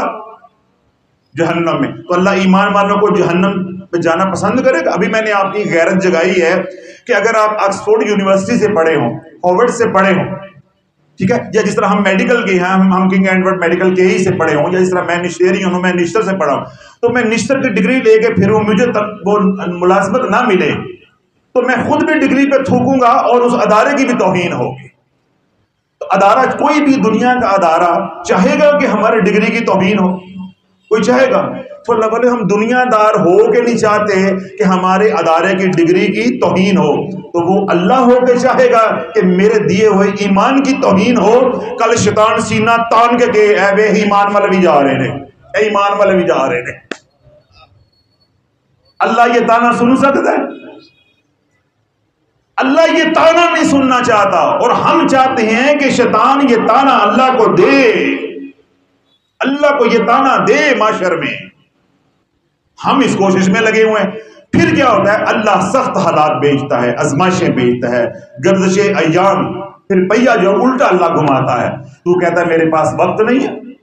میرے پاس وقت نہیں ہے. صحیح بخاری کی حدیث پاک ہے کہ اے بندے تو میرے ذکر کے لیے وقت نکال. ماسٹر منظور صاحب میرے ذکر کے لیے وقت نکال. اگر تو میرے لیے وقت نہیں نکالے گا میں تجھے دنیا کی مصروفیات کے اندر ڈبو دوں گا, اتار دوں گا, پیوست کر دوں گا, ایسا الجھا دوں گا. پھر کیا ہوگا؟ تو چاہے گا میرا ذکر کرنا پر تجھے کرنے کی توفیق نہیں ہوگی. اب کتنے لوگ ہیں حضرت صاحب ہم آنا چاہتے ہیں ہمارا یہ مسئلہ ہے, ہم آنا چاہتے ہیں ہمارا یہ مسئلہ ہے, ہم آنا چاہتے ہیں ہمارا وہ مسئلہ ہے. کیا ہے؟ اللہ نہیں چاہتا, اللہ نہیں چاہتا. تو اللہ بولو جب اللہ چاہنے پہ آ جاتا ہے تو پھر میں نے کیا کہا ہے بندے کا سب سے بڑا بہانہ کیا ہوتا ہے؟ میرے پاس وقت نہیں ہے. تو اللہ پہ تمام مصروفیات سے فارغ کر کے وہ بان کی بنی ہوئی چارپائی اس پہ ڈالتا ہے, پاٹی پرانی قمیض اور ٹویرے کی وہ ہوتی ہے تو منہ تے 15 مکھیاں بہ رہی ہوتی ہیں. اب بابا وہ مریض وہ اماں یا کوئی بھی ہے وہ گھر میں ہوتا ہے اور اس کے زبان پہ پھر ایک ہی گلا ہوتا ہے کہ میں جیوندے ہی مر گیا ماں, میں جیوندے ہی مر گیا ماں, میرا کوئی پتہ لینے نہیں آ رہا, میری کسی نے خبر ہی نہیں لی, میرا کسی نے پوچھا ہی نہیں ہے. کوئی میرے جیسا ہو فقیر وہ پوچھے اس سے کہ جب تیرے پاس ساری نعمتیں تھی ادھر سے اللہ کہتا تھا حی علی الصلاۃ حی علی الفلاح, تو کدی جا کے پوچھیا سی؟ تو جو بویا ہے وہی کاٹنا ہے نا, جو بویا ہے وہی کاٹنا ہے نا. تو اللہ والو اس لیے آپ حضرات کو یہ باتیں میں نے کڑوے کسیلے انداز میں سمجھائی ہیں کہ اگر بیمار ہو کسی تکلیف میں ہو تو اگر وہ تکلیف کٹ نہیں رہی تو فقیر کی یہ بات سمجھنے کی کوشش کرو, اللہ تمہارے حالات نہیں, اللہ تمہارا دل بدلنا چاہتا ہے. جب دل بدل جائے گا تو حالات بھی بدل جائیں گے. اب اللہ نے مریض سے جو بیمار ہیں اللہ نے ان بیماروں سے یا مریضوں سے کتنی چیزیں اٹھائی ہیں؟ نیند کی لذت, کھانے کی لذت, پینے کی لذت. اس کے بعد فرشتے کو کیا کہا کہ ان تینوں کا تو کوئی اور بھی خریدار ہو سکتا ہے, اس کے گناہ کون لے گا؟ تو گناہوں کو بھی اٹھا لیا. اے مریض تیرے رب نے تجھے کیسے پاک کر دیا ہے گناہوں سے. پھر اللہ جتنے عرصہ آزمائش میں یا بیماری میں رکھنا چاہتا ہے اللہ رکھ کے جب بندے کا دل پھر جاتا ہے وہ صدقے دل سے توبہ کر لیتا ہے. اب اس بقیہ زندگی حضور کی غلامی والی جو ہے وہ گزارنا چاہتا ہے یا اس کا ارادہ کر لیتا ہے تو پھر رب کیا کہتا ہے؟ اسی فرشتے کو حکم دیتا ہے کہ اے میرے فرشتے اسی مریض کے پاس دوبارہ جا, علی مسعود کے پاس دوبارہ جا. یا اللہ جا کے کیا کرنا ہے؟ میں اس کو شفا دے چکا ہوں, میں اس کو شفا دینے کا ارادہ کر چکا ہوں, شفا دے چکا ہوں. تو یا اللہ میں نے جا کے کیا کرنا ہے؟ اس کو رات کی نیند کی جو لذت ہم نے واپس لی تھی جا لوٹا دے جا کے. اللہ اب کیا کرنا ہے؟ یا اللہ جو کھانے کی اے فرشتے جو کھانے کی لذت ہم نے واپس لی تھی وہ بھی اس کو لوٹا دے. اے اللہ اب میں نے کیا کرنا ہے؟ ہم نے جو پانی کے اندر لذت ہے پینے میں جو واپس لی تھی وہ بھی اس کو لوٹا دے. اب اللہ بولو بات سننے والی فرشتہ کہتا ہے کہ یا اللہ وہ جو پنڈ گناہاں دی لئی سی, وہ جو پنڈ ہم نے گناہوں کی لی تھی وہ بھی دے دینی ہے. تو رب فرماتا ہے اگر میں لے کے دے دوں تو مجھے رحمان کون کہے گا؟ اگر وہ پنڈ لے کے گناہوں کی میں پھر واپس دے دوں تو کون سا در ہے جس در پہ جا کے یہ گناہ دے کے نیکیاں لے کر آئے گا؟ تو اے میرے فرشتوں سن لو, میں نے صرف مریض کے گناہ معاف نہیں کیے بلکہ میں نے گناہوں کو نیکیوں میں بدل دیا ہے, میں نے گناہوں کو نیکیوں میں بدل دیا ہے. تو اللہ والوں بات کیا ہے؟ وَاصْبِرْ, صبر کی, عَلَىٰ مَا أَصَابَكَ, مصیبتوں کے اوپر جس نے صبر کر لیا اللہ اس کو ساری نعمتیں جو لی ہوتی ہیں اللہ وہ بھی لوٹا دیتا ہے. سیدنا ایوب علیہ السلام کی زندگی ہمارے لیے ایک نمونہ ہے, بیماری ان کی ہمارے لیے ایک نمونہ ہے. جتنی اللہ نے نعمتیں آزمائش کے دوران لی ہوتی ہیں اللہ وہ ساری لوٹا دیتا ہے. پھر میں نے اگلی بات کیا کہی کہ گناہوں سے بھی پاک کر دیتا ہے بلکہ گناہوں کو نیکیوں میں بدل دیتا ہے. پھر یہاں تک اللہ کیا فرماتا ہے؟ اے میرے فرشتے رات کو ہم نے نیند کا کیا کیا؟ یہ مختلف احادیث مبارک کا مفہوم ہے جس کو میں جوڑ کے اکٹھا کر کے آپ کو گوش گزار کر رہا ہوں. اب رات کی نیند اللہ نے واپس لے لی, پروٹو صاحب رات کی نیند واپس لے لی, اب نیند آئے گی بے چینی کبھی ادھر کبھی ادھر. دیکھیں میرے رب کی رحمت دیکھیں, میرے رب کی رحمت دیکھیں. رب کہتا ہے فرشتے کو یہ جو ادھر لگا ہوا ہے نیکیاں لکھنے والا جو کرامن کاتبین ہے, وَإِنَّ عَلَيْكُمْ لَحَافِظِينَ كِرَامٍ كَاتِبِينَ يَعْلَمُونَ مَا تَفْعَلُونَ, يَعْلَمُونَ ما تفعلون، جو تم کر رہے ہو وہ لکھ رہا ہے. ایسے ہی ہے. اب میں رات کو، پھر مثال کے طور پہ میں بیمار ہوں، اب میری اللہ نے رات کی نیند چھین لی ہے، لذت چھین لی ہے، سکون چھین لیا ہے، راحت چھین لی. اب میں رات کو کیا کر رہا ہوں؟ کروٹیں لے رہا ہوں. ہائے ہائے درد ہو رہا ہے، ہائے ہائے. اب فرشتہ کیا لکھ رہا ہے؟ یہ کیا کر رہا ہے؟ ہائے ہائے ہائے، اوے درد ہو گیا، میری ٹنگ درد ہو گیا، میرا یہ ہو گیا. بچے ہیں تو مما مما بابا پکار رہا ہے. تو فرشتہ کیا لکھ رہا ہے؟ مما بابا ہائے. اللہ کہتا ہے نہیں نہیں نہیں نہیں، جتنی بار یہ ہائے کہے تو سبحان اللہ کہنے کا ثواب لکھتا جا. جتنی بار یہ ہائے کہے تو سبحان اللہ کہنے کا ثواب لکھتا. اچھا یا اللہ اس کو نیند نہیں آتی، یہ ہائے ہائے کر رہا ہے. جب وہ ہائے ہائے کرتا سونا چاہتا ہے، اب مثال کے طور پہ خاتون ہے، اس کی ڈلیوری ہوئی ہے، سیزیرین ہوا ہے، آپریشن ہوا ہے، بچہ ہوا ہے، یا کوئی اور مرد ہے یا عورت ہے، مریض ہے، اس کا آپریشن ہوا ہے، یا کوئی ایسا حادثہ ہو گیا. اب وہ مریض کیا ہے؟ درد سے کراہت ہو رہا ہے. اس کے کراہنے پہ کس کا ثواب دیا جا رہا ہے؟ تسبیح سبحان اللہ کا. اب وہ لیٹ لیٹ کے بیچارہ تنگ آ گیا ہے، لیٹ لیٹ کے کیا ہو گیا؟ تنگ آ گیا. اب وہ ادھر سے کروٹ بدلتا ہے، اشارہ کرتا ہے پتر ذرا میری کروٹ بدلوا دے، ذرا یہ میرا بیڈ تو ذرا پیچھے سے اونچا کر دے.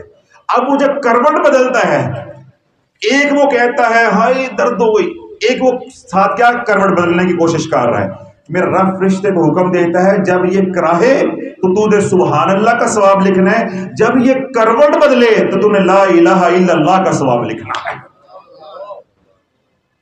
لا الہ الا اللہ کا ثواب لکھنا ہے. اب دوبارہ پیچھے آؤ.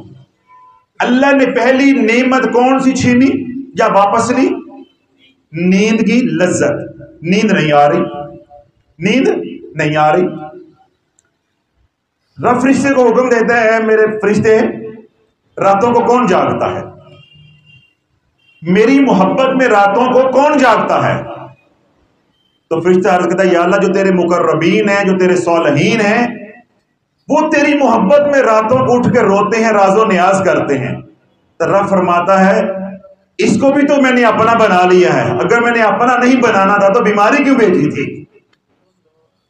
اب اس کے نامہ اعمال میں بے شک اس کو نیند تکلیف کی وجہ سے نہیں آ رہی، لیکن اس کے نامہ اعمال میں تہجد گزار کا ثواب لکھتے جاؤ.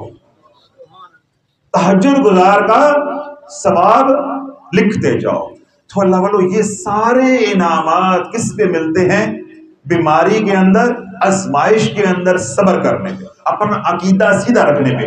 اور جب تم ان تمام حالات کے اندر صابر رہ کے نکل آؤ گے اور تمہارا دل پھر جائے گا، اپنے دل سے، تہ دل سے، صدقے دل سے توبہ گناہوں سے کر لو گے، تو اللہ والو میں نے کیا کہا، جب دل پھر جائے گا اللہ حالات بھی پھیر دے گا. جو اللہ نے تمہارے سب کچھ لیا ہے، ابھی میں نے حدیث پاک کے اپنے الفاظ میں اندر بیان کی کہ اللہ وہ ساری نعمتیں بھی تمہیں واپس دے دے گا، بلکہ تیرے گناہوں کو بھی نیکیوں میں بدل دے گا. تو اللہ والو اس طرح کسی بھی قسم کی بیماری ہو، جس طرح میں نے ابھی تھوڑی دیر پہلے عرض کیا کہ آج کے دور میں جس طرح موٹاپا ہے وہ مسئلہ ہو، ہیپاٹائٹس کا مسئلہ ہو، لیور سیروسس کا مسئلہ ہو، کینسر کا مسئلہ ہو، اس طرح آئی بی ایس ہو، پیٹ میں مرڑ اٹھتا ہے، درد ہوتا ہے، معدے کے جتنے بھی امراض ہیں، بواسیر سے لے کے سب کے سب السر تک تمام امراض ہیں. کسی بھی قسم کے مرض میں، پھر میں نے تیسری بات یہ کہی کہ جب ہم اپنے فیصلے اپنے ہاتھ میں لیتے ہیں تو پھر کیا ہوتا ہے؟ مایوسی آتی ہے. تو مایوسیوں کا تعلق کس کے ساتھ ہے؟ کافر کے ساتھ. تو نفسیاتی بیماریوں کا تعلق مایوسی کے ساتھ ہے. تو جب مسلمان اپنے فیصلے ہی اللہ پہ چھوڑ دے گا تو مسلمان کے ہاں نفسیاتی بیماریاں نہیں ہوتی. تو یہی بات میں نے تھوڑی دیر پہلے سمجھائی تھی. پرابلمز ہیں، ایشوز ہیں یا نفسیاتی مسائل ہیں، ان کا مسلمان کے ساتھ کوئی تعلق واسطہ نہیں ہے، کوئی تعلق واسطہ نہیں ہے. یہ کافر کی بیماریاں ہیں. لیکن آج معذرت کے ساتھ کہ ہر گھر میں یہ بیماری ہے، نوجوانوں میں یہ بیماری ہے. کیوں؟ ہم نے فیصلے اپنے ہاتھ میں لے لیے ہیں. تو ایسے نفسیاتی مسائل ہوں، ڈپریشن ہو، انسومیا کا مسئلہ ہو، رات کو نیند نہیں آتی، کسی بھی قسم کا اللہ والو بیماری ہو، پھر جو عمل بتا رہا ہوں اس کے ساتھ جو خوبصورتی ہے وہ یہ، بیماری میڈیکل گراؤنڈ کی ہو یعنی طبعی مسئلہ ہو یا بیماری جناتی ہو. بیماری دو طرح سے لگتی ہے نا، بیماری دو طرح سے لگتی ہے. دیکھیں میں نے تھوڑی دیر پہلے بھی مثال دی کہ میں یہاں سے اٹھنے لگوں تو یہ میز کو آگے کر دیں. یہ سامنے بیٹھے ہیں فیض رسول صاحب، یہ میز کو کیا کر دیں؟ آگے کر دیں تو میز مجھے لگ جائے گی. مجھے میز سے جو چوٹ آئی اس کا سبب کون بنا؟ فیض رسول. دوسری بھی کیا ہوگا، میں اٹھنے لگوں تو کوئی جن کوئی شیطان میز کو آگے کر دے تو مجھے چوٹ لگ گئی. تب مجھے چوٹ لگنے کی کتنی وجوہات ہو گئی؟ دو. ایک ہو گیا فیض رسول، ایک فیض رسول کا چیلا. بھائی ہر بندے کے ساتھ شیطان لگا ہوا ہے، آپ کیوں پریشان ہو گئے ہو؟ میرے ساتھ نہیں لگا ہوا، صرف اللہ کے محبوب کے ساتھ جو کریم تھا وہ طائب ہوا تھا، مسلمان ہوا ہے، باقی سب کے ساتھ لگا ہوا. آپ پریشان ہو گئے، مجھے شیطان بنا دی، شیطان کا دوست بنا دیا. نہیں نہیں، دوست کوئی بھی نہیں ہے، ہم اس کو دشمن سمجھتے ہیں، یہی تو سمجھا رہا ہوں. تو چوٹ لگنے کی کتنی وجوہات ہو گئی؟ دو. تو بہن ہی جو بیماری لگتی ہے اس کی دو وجوہات ہوتی. ایک ہماری اپنی غفلت ہوتی، لیکن اب میں نے بد پرہیزی کی تو میں بیمار ہو گیا. اور ایک ہوتا ہے جادو کی وجہ سے، جس کو جناتی ہم کہتے. تو بیماری طبعی وجوہات کی وجہ سے ہو یا بیماری جناتی شیطانی اثرات یا جادو، نظر باد، حسد یا حسرت کی نظر کی وجہ سے ہو، یہ جو اللہ والو عمل میں بتانا جا رہا ہوں، یہ دونوں طرح کی بیماری کے لیے شفائے کاملہ عاجلہ کا ذریعہ ہے. اللہ رب العزت جادو کو بھی تمہارے ہڈیوں گوشت پوست کے اندر سے کھرچ کے نکال دے گا. اور اگر کوئی بیماری طبعی بھی بیماری ہے، کسی بھی قسم کی ہے، جس طرح خواتین کی بیماریاں ہیں کہ بچہ دانی ہے، اس کے اندر پانی کی تھیلیاں بن گئی، اب اولاد نہیں ہو رہی. خواتین ہیں، ان کی چھاتی کے اندر گلٹیاں بن گئی، آج ہر گھر میں ایک مریض ہے، ہر گھر میں ایک مریض ہے. اب گلٹیاں بن گئی، اب تب عذاب بن گیا، کل وہی جو ہے وہ بریسٹ کینسر جو ہے وہ بن جائے گا. اسی طرح خواتین ہیں، ان پہ جادو ہوا، وار ہوا، کسی نے بدبخت نے جل کے اس کے ہاں اولاد نہ ہو جائے، اس کی نسل بندی کروا دی، فلوپین ٹیوبز جو ہے وہ بند ہو گئی، اب اولاد نہیں ہو رہی. اسی طرح جادو کا وار ہوا، اس عورت کے جو ہے وہ ایام بند ہو گئے. اب ایام بند ہو گئے ہیں تو میں کتنی بار بتا چکا ہوں کہ موٹاپا آئے گا، چہرے پہ بال آئیں گے، چہرے پہ دانے نکلیں گے، چہرہ بدصورت ہو جائے گا، چہرے کے اوپر چھائیاں پڑ جائیں گی. یہ سارے کسی بھی طرح کے مسائل ہوں، حقیقت میں اللہ یہ مسائل نہیں ہے، یہ مسائل کی علامات ہوتی ہیں. مسئلہ پیچھے کیا ہے؟ جادو. اس طرح مسئلہ پیچھے کیا ہے؟ کوئی طبعی بیماری، کوئی طبعی بیماری. اب ہارمونل چینجز ہیں، وہ کسی طبعی مسئلے کی وجہ سے بھی آ سکتی ہیں، اور ہارمونل چینجز جادو کی وجہ سے بھی آ سکتے ہیں. بات سمجھ آ گئی؟ اب آپ کو رات نیند نہیں آ رہی، آپ کو رات کو نیند نہیں آ رہی، اس کی کئی وجوہات ہیں. آپ نے اس وقت سو لی ہے، اب رات کو نیند کیا آئے گی؟ بات سمجھ آ رہی؟ ابھی آپ سو کے اٹھے ہیں تو نیند کیا آئے گی؟ سونے کا وقت ہوا، آپ نے کافی پی لی، نیند کیا آئے گی؟ صبح آپ کی لاٹری نکلی ہوئی ہے، آپ نے بینک سے وہ سودی مال وصول کرنے کے لیے جانا ہے تو نیند آئے گی. جیسے چھوٹے بچے ہوتے ہیں، صبح عید ہو تو انہیں نیند آئے گی، شادی بیاہ ہو تو نیند آئے گی، یا کوئی غم آ جائے اللہ نہ کرے تو نیند آئے گی. اب یہ وجوہات بھی ہیں. اسی طرح کوئی بیمار ہے، اسے نیند نہیں آئے گی، ابھی ہم نے حدیث پاک کے حوالے سے بات. تو کئی وجوہات ہوتی ہیں. اللہ جتنی بھی وجوہات ہیں، چاہے وہ میڈیکل ہیں، چاہے وہ اسپرچول ہیں، چاہے وہ طبعی ہیں، چاہے وہ روحانی ہے یعنی شیطانی ہے، تمام مسائل کے لیے اسم اعظم ہے الف لام میم، اللہ لا الہ الا هو الحی القیوم. بولجھے گا اس کے اندر پورے سلسلہ قادریہ شافیہ کا فیضان ہے. تمام سلاسل کے اذکار کی، تصوف کی اس دو آیات کے اوپر بنیاد ہے. اس کے اندر اسم اعظم ہے.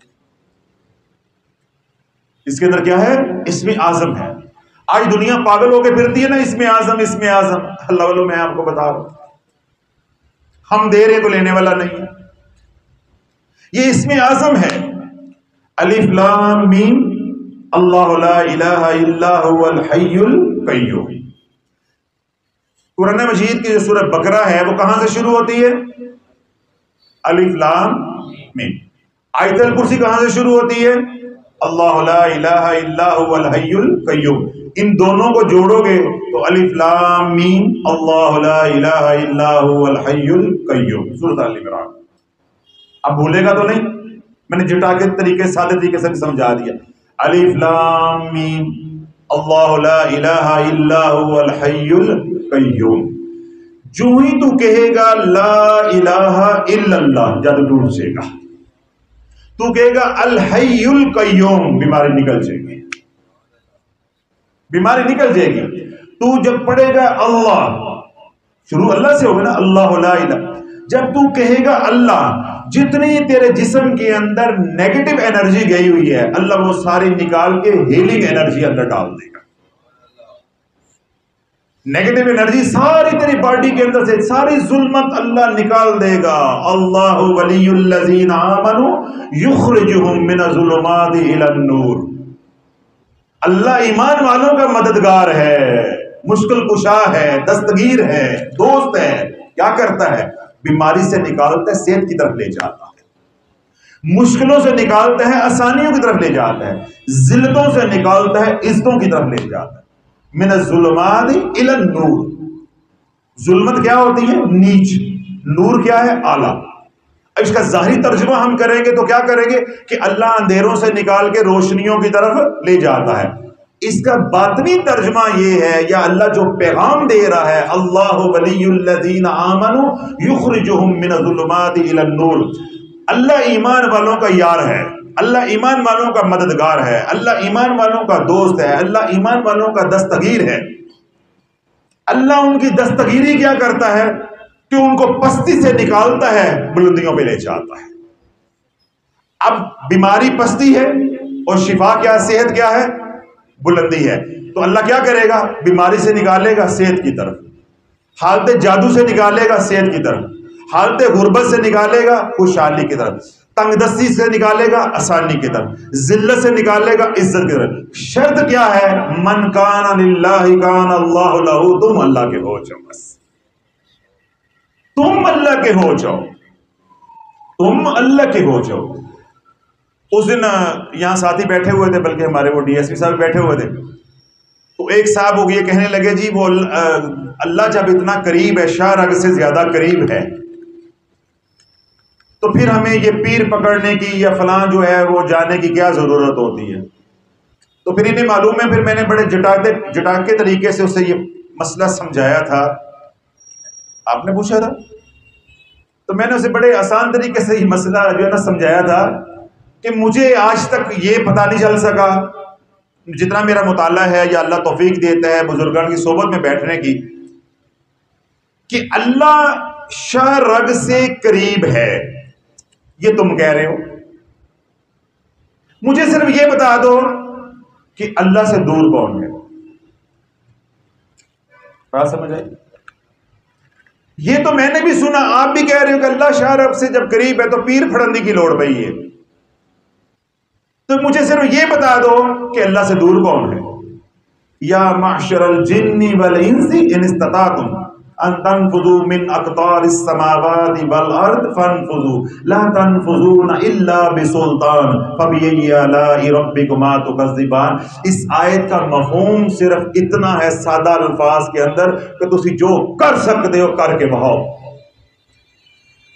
یہ زمین و آسمان کی حدود ہیں، اگر نکل سکتے ہو یا جن و انس تو نکل کے دکھاؤ.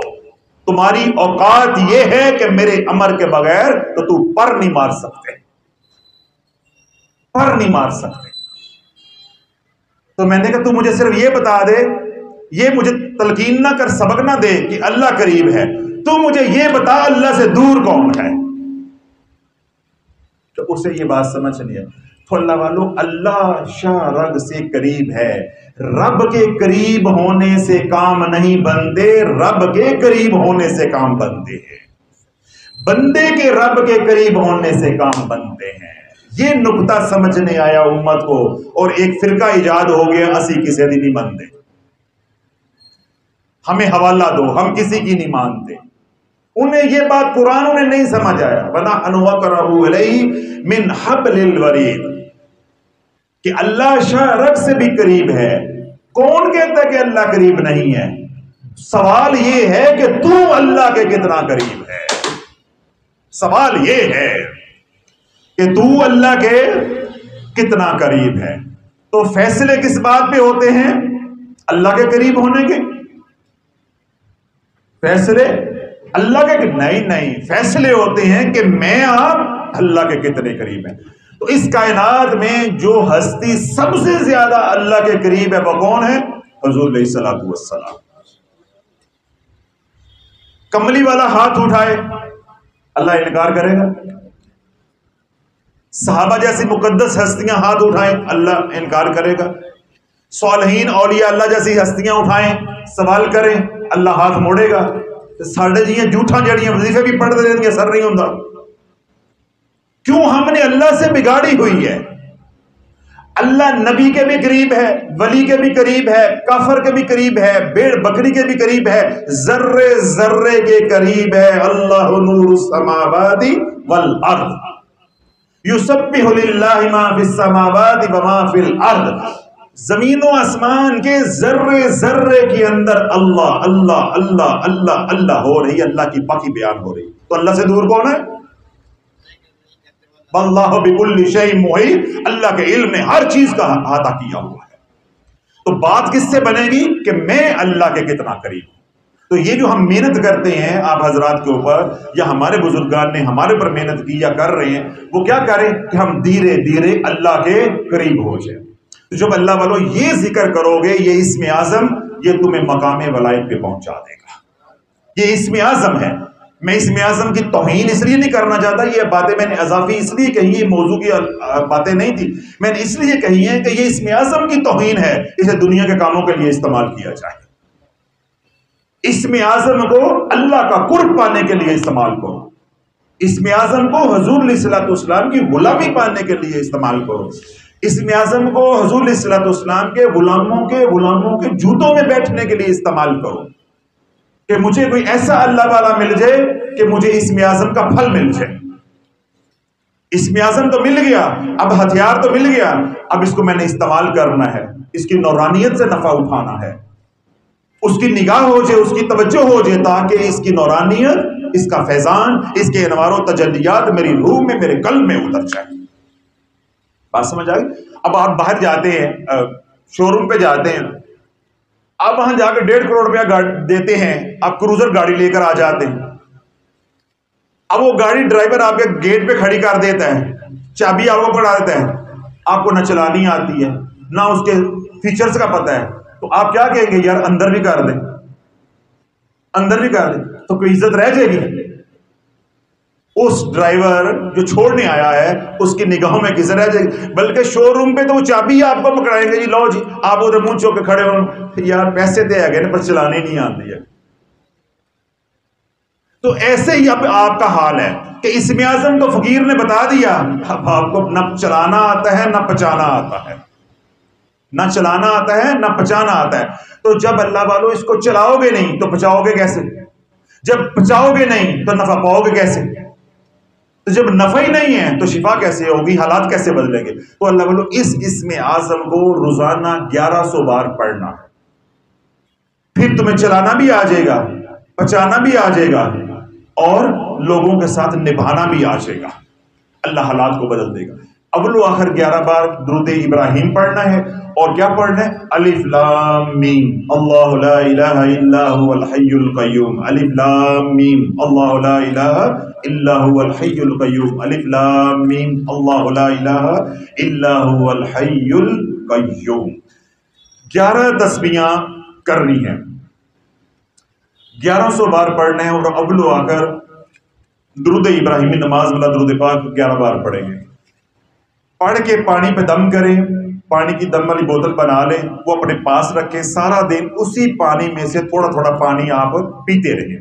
کوئی دوائی کھاتے ہیں، جس طرح پہلے بھی میں نے عرض کیا ہے، حکمت کی ہے، ایلوپیتھک ہے، ہومیوپیتھک ہے، کوئی بھی ہے، میں اس کو بند نہیں کر رہا، وہ آپ جانے، آپ کا معالج جانے. وہ آپ دوائی کھاتے رہیں. شوگر کے مریض ہیں، بلڈ پریشر کے مریض ہیں، ہیپاٹائٹس کے مریض ہیں، کینسر کے مریض ہیں، مائگرین کے مریض ہیں، اسی طرح آئی بی ایس کے مسائل ہیں، پیپٹک السر آپ کو ہے، پائلز ہیں، بواسیر ہے، خونی بواسیر ہے، بادی بواسیر ہے، اور خاص طور پہ معدے سے متعلقہ مسائل ہیں. اور پھر دوسری میں نے بات کیا کہی تھی کہ سائیکولوجیکل پرابلمز ہیں، یعنی نفسیاتی مسائل ہیں. کسی قسم کا زمانے کا کوئی دکھ ہے، مسئلہ ہے، جسمانی، روحانی یا جادو کی وجہ سے ہے، اللہ والو اسم اعظم ایک بار پڑھ کے نگاہ کر دی جائے تو اللہ سارے حجابات کو بھی اٹھا دیتا ہے اور ساری ظلمت کو بھی رفع چکر کر دیتا ہے. یہ اللہ کا نام ہے. یہ نتھو خیرہ جنتر منتر نہیں ہے. یہ طویل جلانے والا، لٹکانے والا، ٹھائی لگانے والا نہیں ہے. یہ اسم اعظم ہے. یہ اسم اعظم ہے. تو اس کی تاثیر جو میں آپ حضرات کو کہہ رہا تھا، میرے شیخ رحمۃ اللہ فرماتے تھے کہ سچے موتی نہ کوئی ہر کوئی کھا سکتا ہے، نہ ہر کوئی پچا سکتا ہے. تو اللہ واللہ فقیر نے آپ کو سچا موتی قرآن سے نکال کے دیا ہے. اب میری عزت نہیں تو قرآن کی عزت رکھ لینا. اس قرآن کو چھوڑ کے تو پھر جنتر منتر، پھر عاملوں کے پاس، تو کتنی توہین ہے. اب یہ کراچی سے آئے ہیں، 2.25 کروڑ آبادی، اس سے بلکہ زیادہ آبادی کا وہ شہر ہے، اتنے کوئی پیر نہیں ہے گا. یہ ننکانہ صاحب سے آئے، کیا وہاں کوئی پیر اتنا سفر کر کے اتنا ڈھیروں پیسہ کرایہ لگا کے آئے ہیں؟ کس لیے آئے ہیں؟ کہ انہیں پیر کی حاجت نہیں، انہیں فقیر کی حاجت ہے. تو اللہ وہ جو لینے آئے ہیں میرے سے ملاقات سے پہلے میں نے انہیں دے دیا ہے کہ بھائی اب آپ نے اندر اتارنا آپ کا کام ہے، پوڑی دینا میرا کام تھا، میں نے پوڑی دے دی ہے. اب اس پوڑی کو اپنے اندر اتارنا آپ کا کام ہے. یہ آپ کے نصیب ہیں، آپ کی طلب ہے. ایسے ہی ایک مریض ہے، وہ شفا چاہتا ہے تو اس کو 1100 مرتبہ روزانہ پڑھیں. اول اگر 11 مرتبہ درود ابراہیم پڑھ کے پانی پہ دم کر کے وہ پانی پئیں، اسی پانی کے ساتھ جو ہے کچی جگہ پہ کھڑے ہو کے 5 4 7 دن نہائیں. جادو کا اثر، بیماریوں کا اثر سب کچھ ختم ہو جائے گا اور بدن ایسے ہو جائے گا جیسے گلاب کا پھول ہوتا ہے. اور پھر کیا کرنا ہے اس کے بعد؟ وہی نافرمانی والی زندگی. ان بطش ربک لشدید، اللہ کی پکڑیں بڑی سخت ہیں. اللہ چھوڑتا بھی جیسے پکڑ بھی لیتا ہے. پھر روئیں گے حضرت صاحب ایک بیماری ہمارے گھر سے جاتی ہے تو دوسری آ جاتی، تسی ایک گناہ چھڑ دے تو دوسرا کر دیں دے. اگلا فکرہ کیوں نہیں بولتے؟ کیا صرف اللہ کی شکایتیں لگانا ہی سیکھا ہوا ہے؟ بات کرنی تو پھر پوری کرو. ایک حرام زندگی چھوڑی تو دوسری پکڑ لی. اللہ کہتا ٹھیک ہے، اس کے ساتھ یہ عذاب تھا تو اس کے ساتھ پھر یہ عذاب ہے. پہلے بیوی بیمار تھی، بچے بیمار کر دیتا ہوں. میں نے کسی سے مشورہ کرنا ہے، فعال لما یرید، بس میں نے کن کہنا ہے اور فیکون ہو جانا. اور تجھے شفا پاتے پاتے 20 سال لگ جانے، 10 سال لگ جانے، 5 سال لگ جانے، تیرا گھر اجڑ جانا ہے، تیرے بھینس مویشیاں بکریاں سارے بک جانے، تیری طبیعت رواں تھی ویسی. اور اگر تو توبہ کر لے گا تو پھر میں نے کیا کہا ہے، جو لیا ہے وہ بھی دے دیں گے اور تیرے گناہوں کو بھی نیکیوں میں بدل دیں گے. تو اللہ رب العزت جو ہے ہم سب کو عمل کی توفیق عطا فرمائے. یہ عمل آپ حضرات کے پاس اب امانت ہے، جو سوشل میڈیا پہ سنیں ان کے پاس بھی امانت ہے. جیسے آپ کو اجازت ہے ایسے سوشل میڈیا والوں کو بھی اجازت ہے، لیکن امانت ہے. امانت کا مطلب کیا ہے کہ میرے شیخ رحمۃ اللہ علیہ نے مجھے یہ نعمت دی، میں نے آپ کو دی، اب آپ یہ نعمت میرے حضور علیہ الصلوۃ والسلام کے ہر امتی کو پہنچائیں. کیونکہ اللہ والو اس وقت لوگ اتنے دکھی ہیں کہ ان کے دکھوں کو بیان نہیں کیا جا سکتا. ان کے دکھوں کو بیان نہیں کیا جاتا. 15 سال، 20 سال، 25 سال سے لوگ جادو میں پسے ہوئے ہیں کہ ان بیچاروں کے پاس کھانے کو روٹی نہیں ہے. دوائی تو بڑی دور کی بات ہے، کسی معالج کی فیس دینا تو بڑی دور کی بات ہے. تو ہم محض اللہ کی رضا کے لیے آپ کو بتا رہے ہیں اور اس میں اعظم دے رہے ہیں. اور یہ بھی میں بتا دوں، چلو بات ہو گئی. اور اس کے عوض ہمیں کیا ملتا ہے؟ مشرک، ڈبہ پیر، جاہل. مشرک، ڈبہ پیر، جاہل، من گڑھ حدیثیں، بدعتی، یہ وہ الفاظ ہیں جو میں نے منبر رسول پہ جو لوگ ہمارے بارے میں بولتے ہیں میں بول سکتا، میں نے بول دیے. اس کے بعد وہ کچھ بولا جا سکتا ہے جو میں باہر جا کے بھی آپ سے نہیں بول سکتا.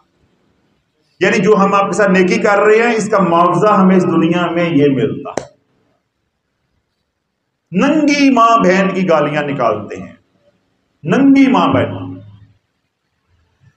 ایک صاحب کہنے لگے کہ حضرت صاحب آپ کے بیانات تو بہت اچھے ہوتے ہیں لیکن آپ کا اولیاء اللہ کے بارے میں، پیروں کے بارے میں نقطہ نظر ٹھیک نہیں، حالانکہ وہ اہل سنت کے ہیں.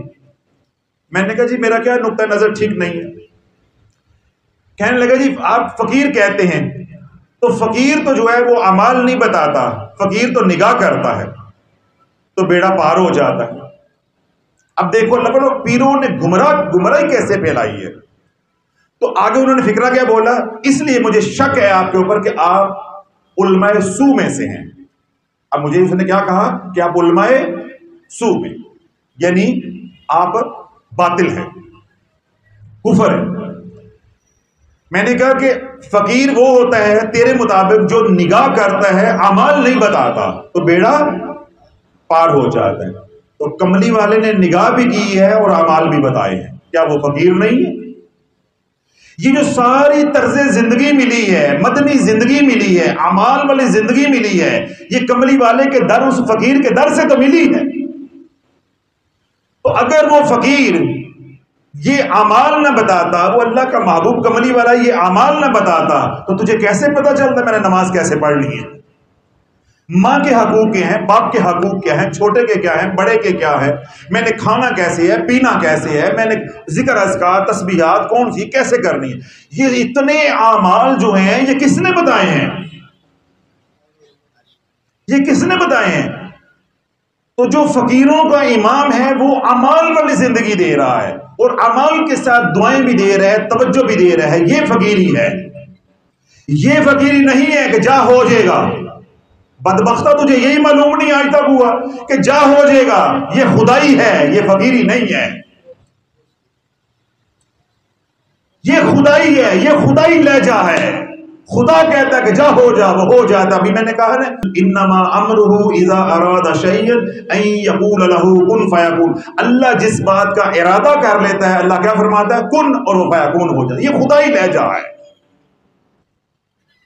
اب تربیت اپنے بڑوں سے یہ پائی ہے اور مجھے کیا کہہ رہا ہے کہ علماء سو ہے. اپنی آخرت بھی برباد کر رہا ہے، اپنی دنیا بھی برباد کر رہا ہے. فاللہ والو آج پیری مریدی کا یہ عالم ہے. آج پیری مریدی کا یہ رونا بنا ہوا ہے. اور ایک بات میں اور آپ کو اصلاح کے لیے کہہ دوں ان ساتھیوں کی برکت سے. آپ حضرات ننکانہ صاحب سے آئے، ذرا ننکانہ صاحب پہنچے. اللہ نہ کرے آپ بیمار ہو جاتے ہیں. چلے میں آپ کے طرف بعد میں آتا ہوں. ملتان والے زیادہ بیٹھے ہوئے ہیں. ملتان والے ذرا ملتان میں تخیل میں پہنچو. آپ بیمار ہو جاتے، آپ کی بیٹی بیمار ہو جاتی، اللہ نہ کرے آپ کا بیٹا بیمار ہو جاتا ہے، خدا نخواستہ. ملتان میں کوئی مجھے ایک حکیم بتا دو جس سے آپ اپنے پیارے کا علاج کروا سکتے. کیونکہ وہ ننکانہ صاحب والے کراچی والے بات کریں گے تو مجھے ان کی بات سمجھ نہیں آئے گی، کیونکہ میں تو ادھر رہتا ہوں نا. اب آپ جھوٹ بولو گے تو میں آپ کو پکڑ بھی سکتا ہوں. ملتان 40 لاکھ سے زیادہ آبادی کا شہر ہے. آپ کی بیٹی، بیوی، بچہ، ابا، اماں، کوئی رشتہ، کوئی پیارا بیمار ہو گیا ہے، کوئی ایک حکیم مجھے بتا دو جس سے کے اوپر آپ کا اعتقاد ہو کہ یہ میرے پیارے کا علاج صحیح کرے گا. کوئی ہے؟ آؤ جی ننکانہ صاحب پہنچو نا اپنے شہر. مجھے تو معلوم نہیں ہے نا، جو سچ جھوٹ بولنا ہے آپ نے بولنا ہے. آپ کا بیٹا بیمار ہے، بیٹی بیمار. میں اس لیے یہ بار بار بیٹا بیٹی کہہ رہا ہوں کہ محبت ہوتی ہے.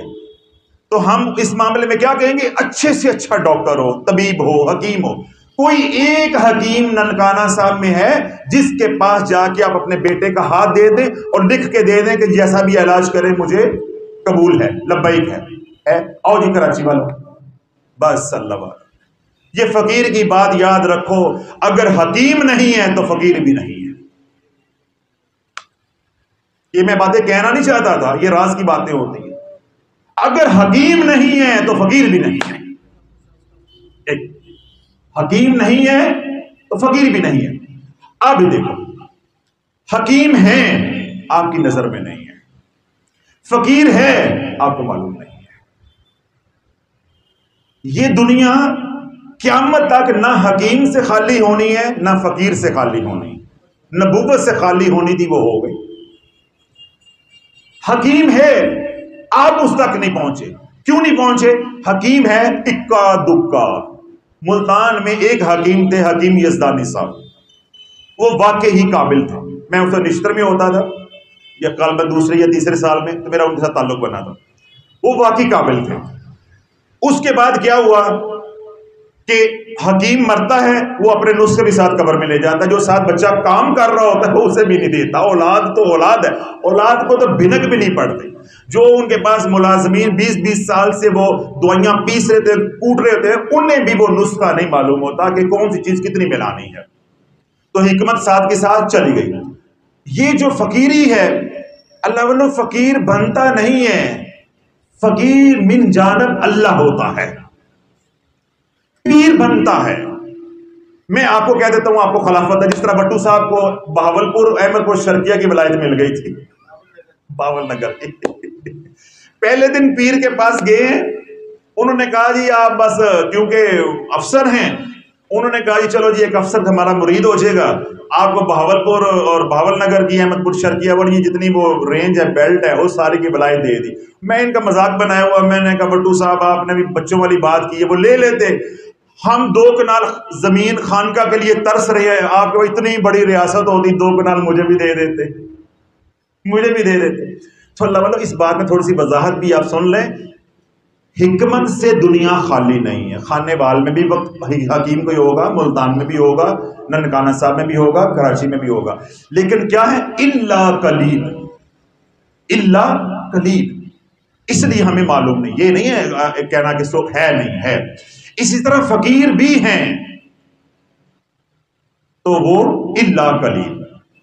یہ جو چپے چپے پہ بیٹھے ہیں، ہر مرید کہتا ہے میرا پیر غوث، تو میرا پیر غوث۔ اللہ کے بندو سیٹ ایک ہے تو سارے دے غوث نے، وہ سارے ابدال 40 ہیں، اٹ پٹے ابدال ہیں۔ تو ہم اپنے آپ کو یوں دھوکہ دیتے ہیں، پیر ہمیں دھوکہ دیتے ہیں، ملنگ ہمیں دھوکہ دیتے ہیں، عاملین ہمیں دھوکہ دیتے ہیں۔ کیوں دیتے ہیں؟ ہم قرآن چھوڑ کے ان کے پاس گئے۔ تو میں یہ باتیں کڑوی اس لیے آخر پہ کہی ہیں یا کسی کی اصلاح ہو جو سوشل میڈیا پہ بھی آپ حضرات کے بھی، کہ اللہ والے جو میں نے اسم اعظم دیے ہے، جب اس کو چھوڑو گے تو پھر تمہیں اس کسی بھی جگہ اس دھرتی کے اوپر نہ فقیر ملے گا نہ حکیم ملے گا۔